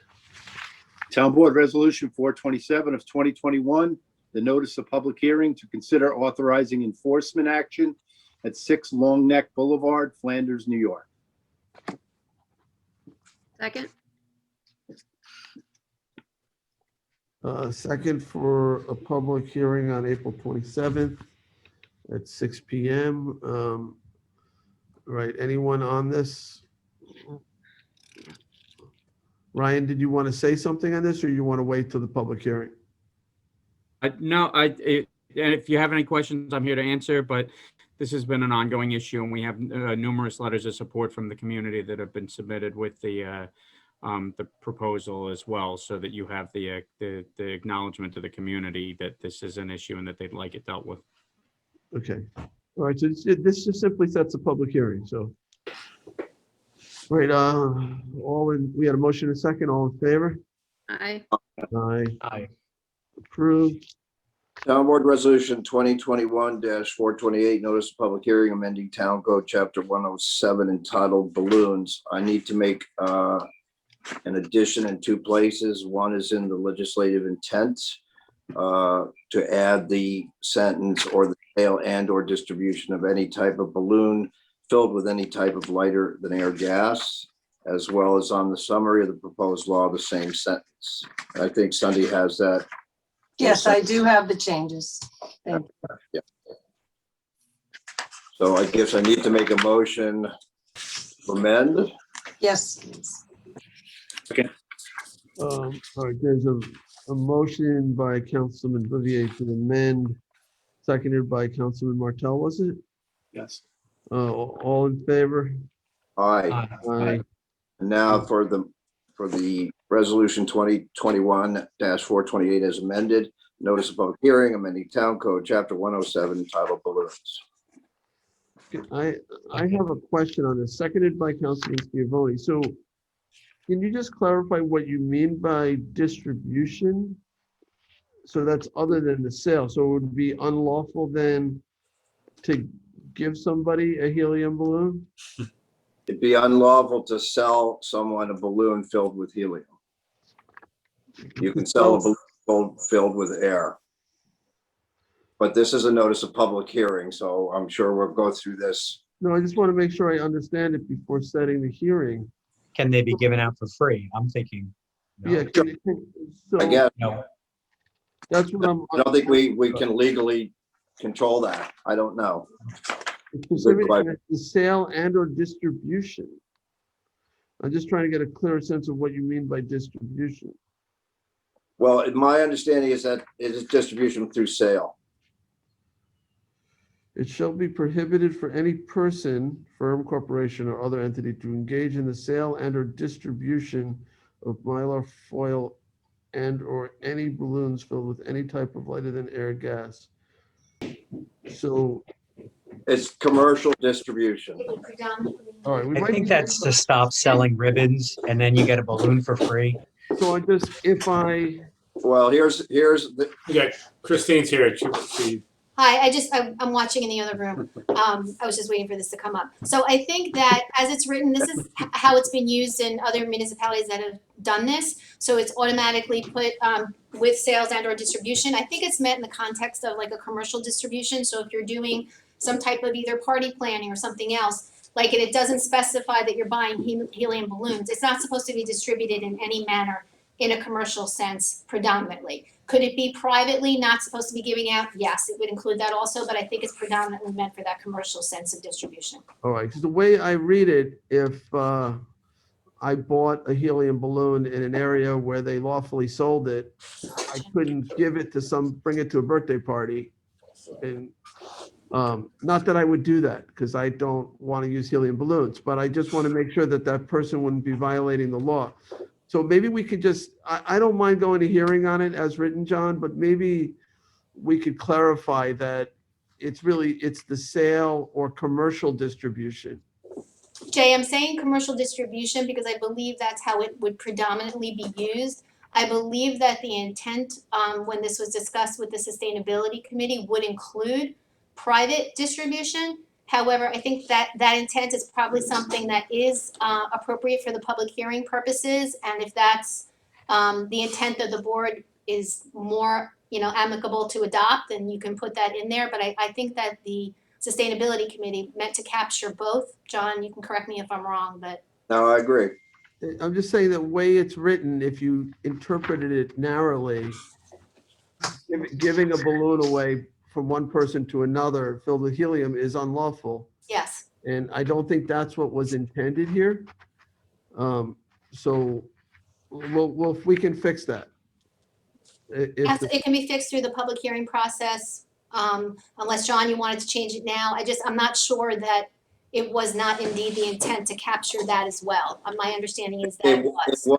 It was the intent to capture that, and I fully expect to go through public hearings. We'll make modifications as we go along. I'm sure there'll be several public hearings, and I fully expect the language to be modified accordingly.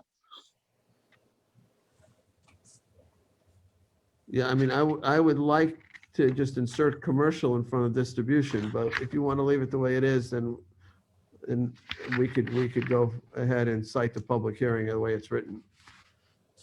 Yeah, I mean, we have it here. I'm not going to presume to add that. I'm not an attorney, and I think this is what the Sustainability Committee had presented to us and what they wanted to capture. So I would expect that to be discussed and debated. And if it's not what they ultimately intended and they didn't realize it, we can make that change certainly going forward, because you'll have time before adoption, to have the hearing process. Yeah, so we can double check, Christine, and make sure. I absolutely will. Yeah, so the public hearing is scheduled for May 11th, so we have time to do that. I think they're trying to manage the situation where, you go to a party and everybody gets a gift bag, and on every gift bag, there's a helium balloon attached to it. Yeah, I think that makes a lot of sense to say that's not appropriate. So, well, we'll go back and clarify it with them.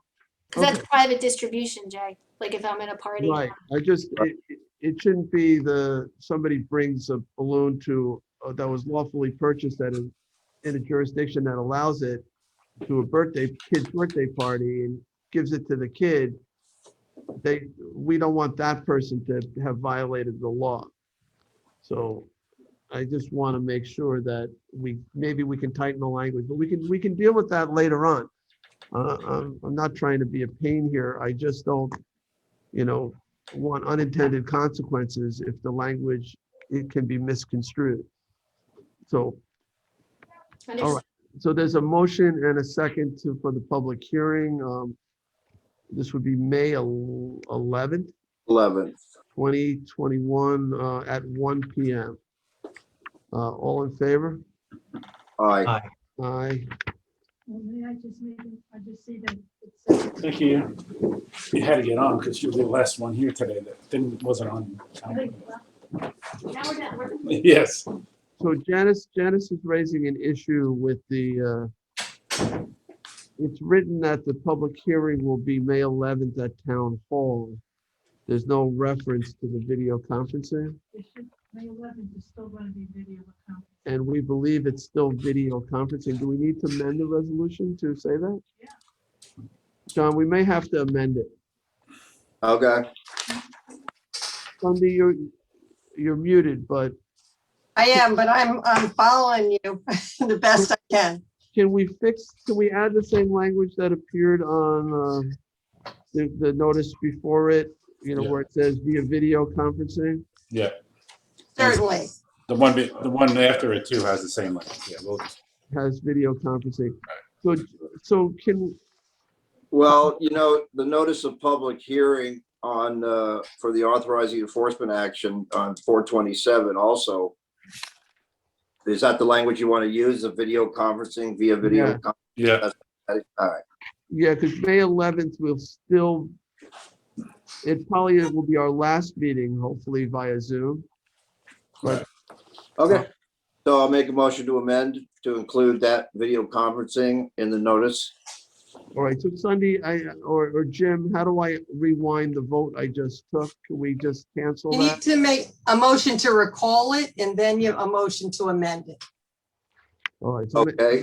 So John's making a motion to recall and amend 4/28 of 2021. I'll second. All in favor? Aye. Aye. And now, and in that motion to recall and amend would be to amend it to add the video, the conferencing language. So I don't need to do now a motion to amend. We've already amended it, correct? Now I'll just John can make a motion to approve as amended. No, you just recalled the one that you adopted, the version you adopted. Now you're recalling it in order to amend it and correct it to what you want it to be. I thought the motion was just to recall and amend.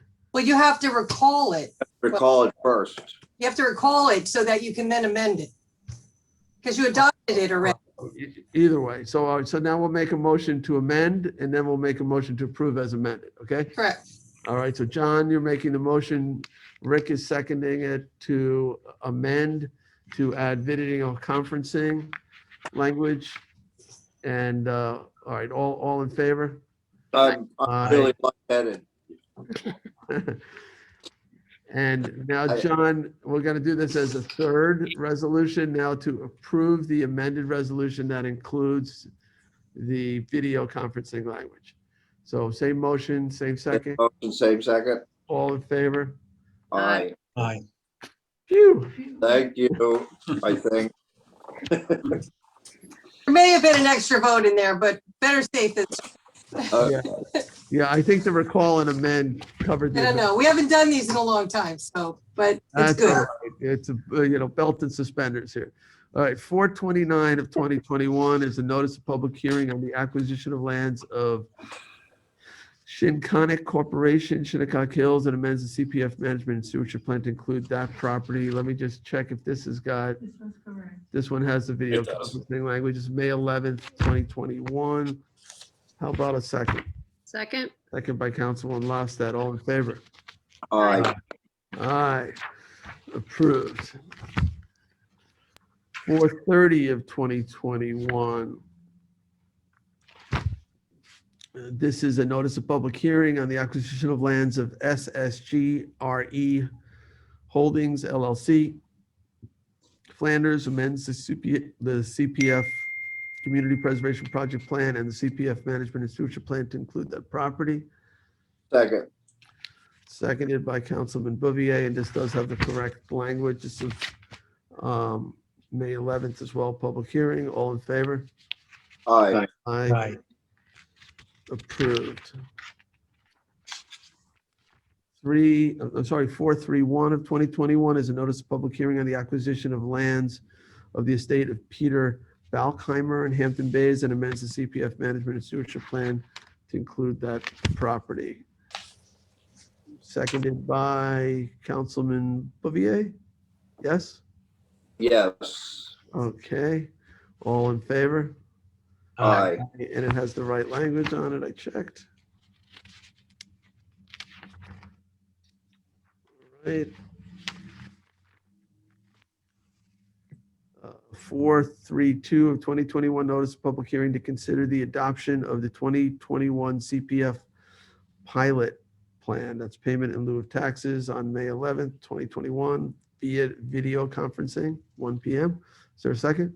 Second. Seconded by Councilwoman Lofstad. All in favor? Aye. Aye. Approved. 433 of 21, authorized acquisition of lands of Green Star Enterprises, Inc., Real Estate, Monterey Oaks Corporation, Robert Tucci, Eastport, amends the CPF Management and Stewardship Plan to include that property. And I have to remember now, this one is, oh, yes, okay. 5.5 acres located on River Avenue in Eastport.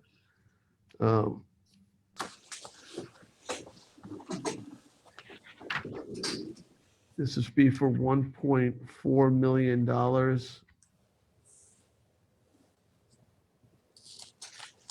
Is this the one that's the sort of had a duck farm on it? I think so, right? This is I think it was the one right below the duck farm. Oh, no, right. These are the 3 lots. The 3 parcels that are along the river there. Right. Right below the railroad tracks. Right next to the one that's the Yeah, duck. you have the railroad tracks, you have the duck farm, and then you have these 3 properties. Got it. Yes, these are the 3 pieces. Totally. Along the creek. 5.5 Correct, yeah. acres. Okay, any questions about this? Do we have a second? Second. Seconded by Councilman Bouvier. All in favor of requiring? Aye. Aye. Approved. On your next. Town Board Resolution 2021-434 is accept a grant of open space in connection with the subdivision map of Edge of Woods, Parkside, North Sea. That was our first public hearing today. Correct. 24 hours ago. A long time ago. Yeah. Yeah.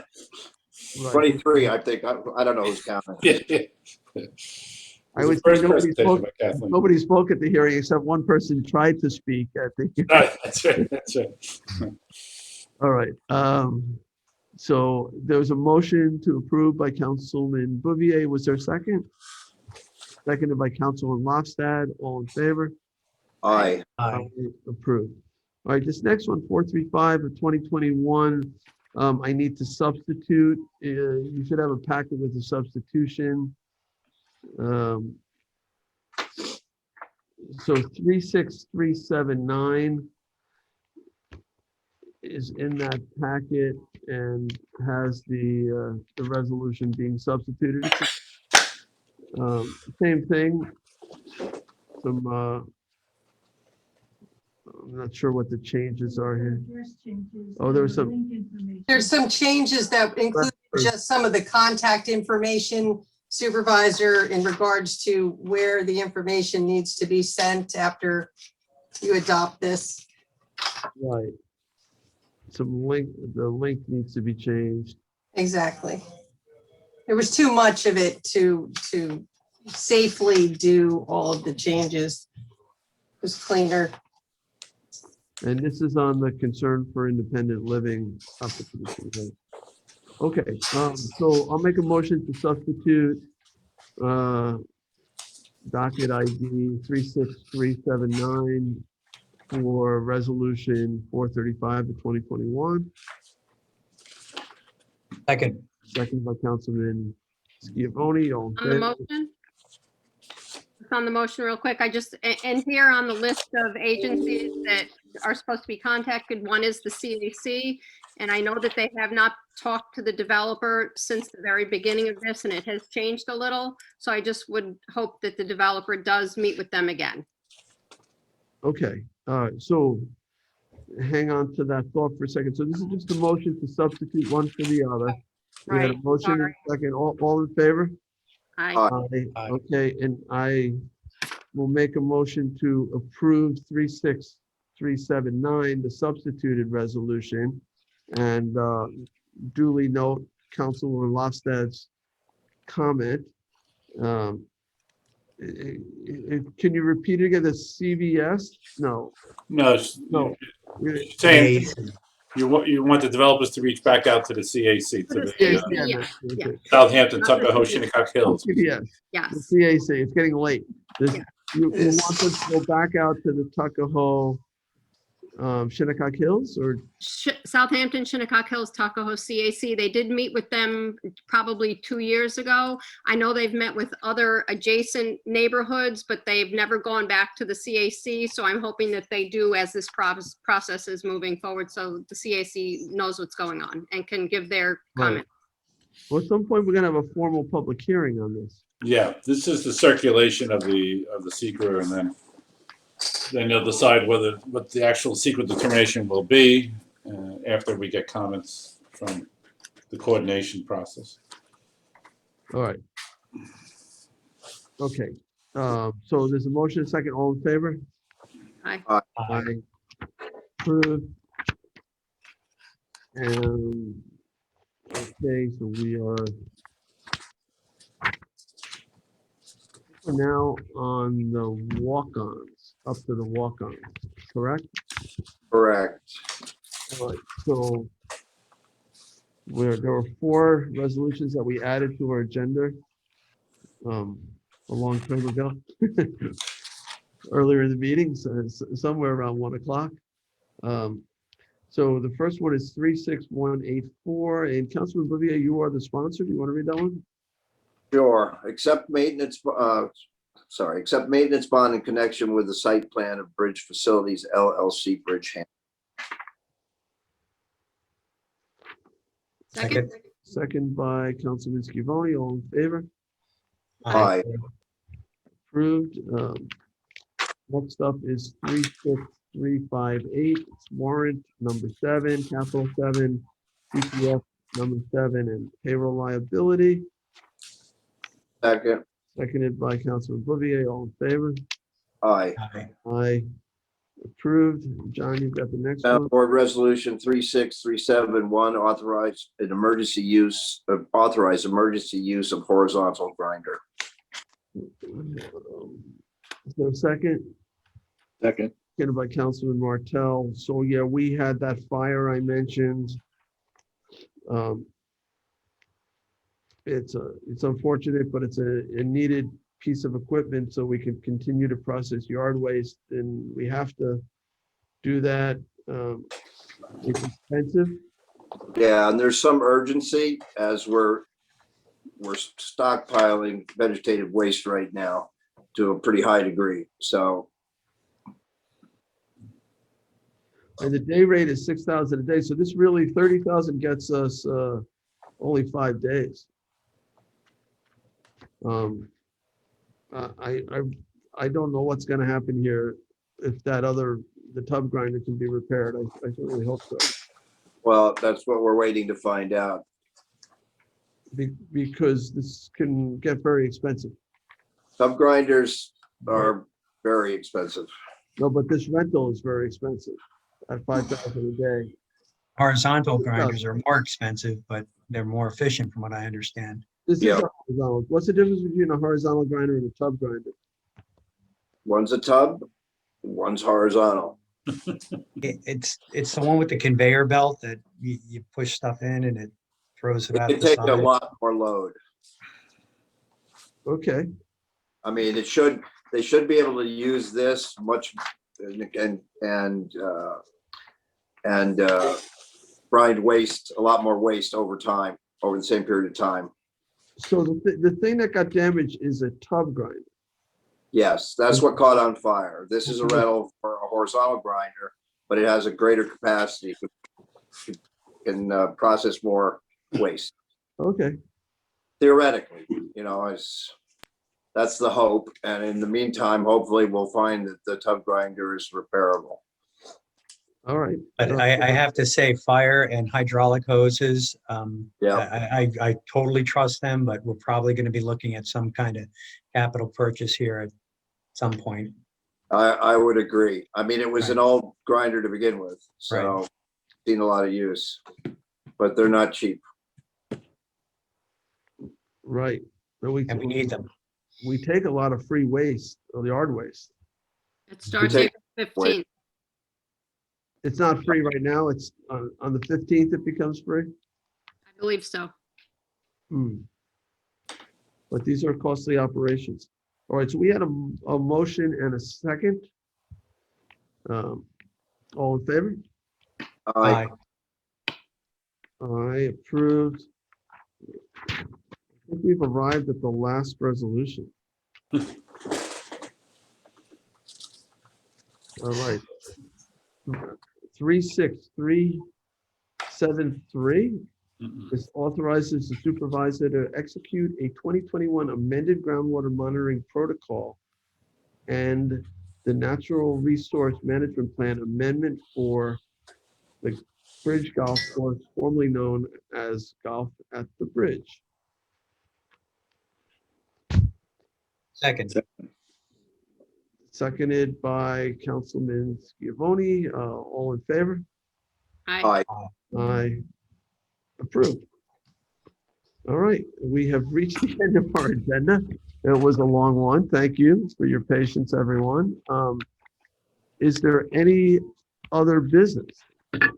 Just want to mention as a point of clarification that back on that, the change of zone, the change to the non-conforming use statute 33185, we did refer it to the Suffolk County Planning Commission, and they make a determination, a local determination on that. So we are covered on that end.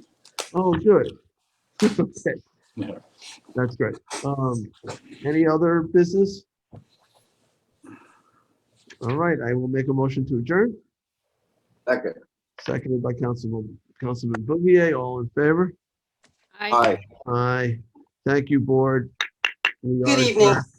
Be Thank you. safe, everyone.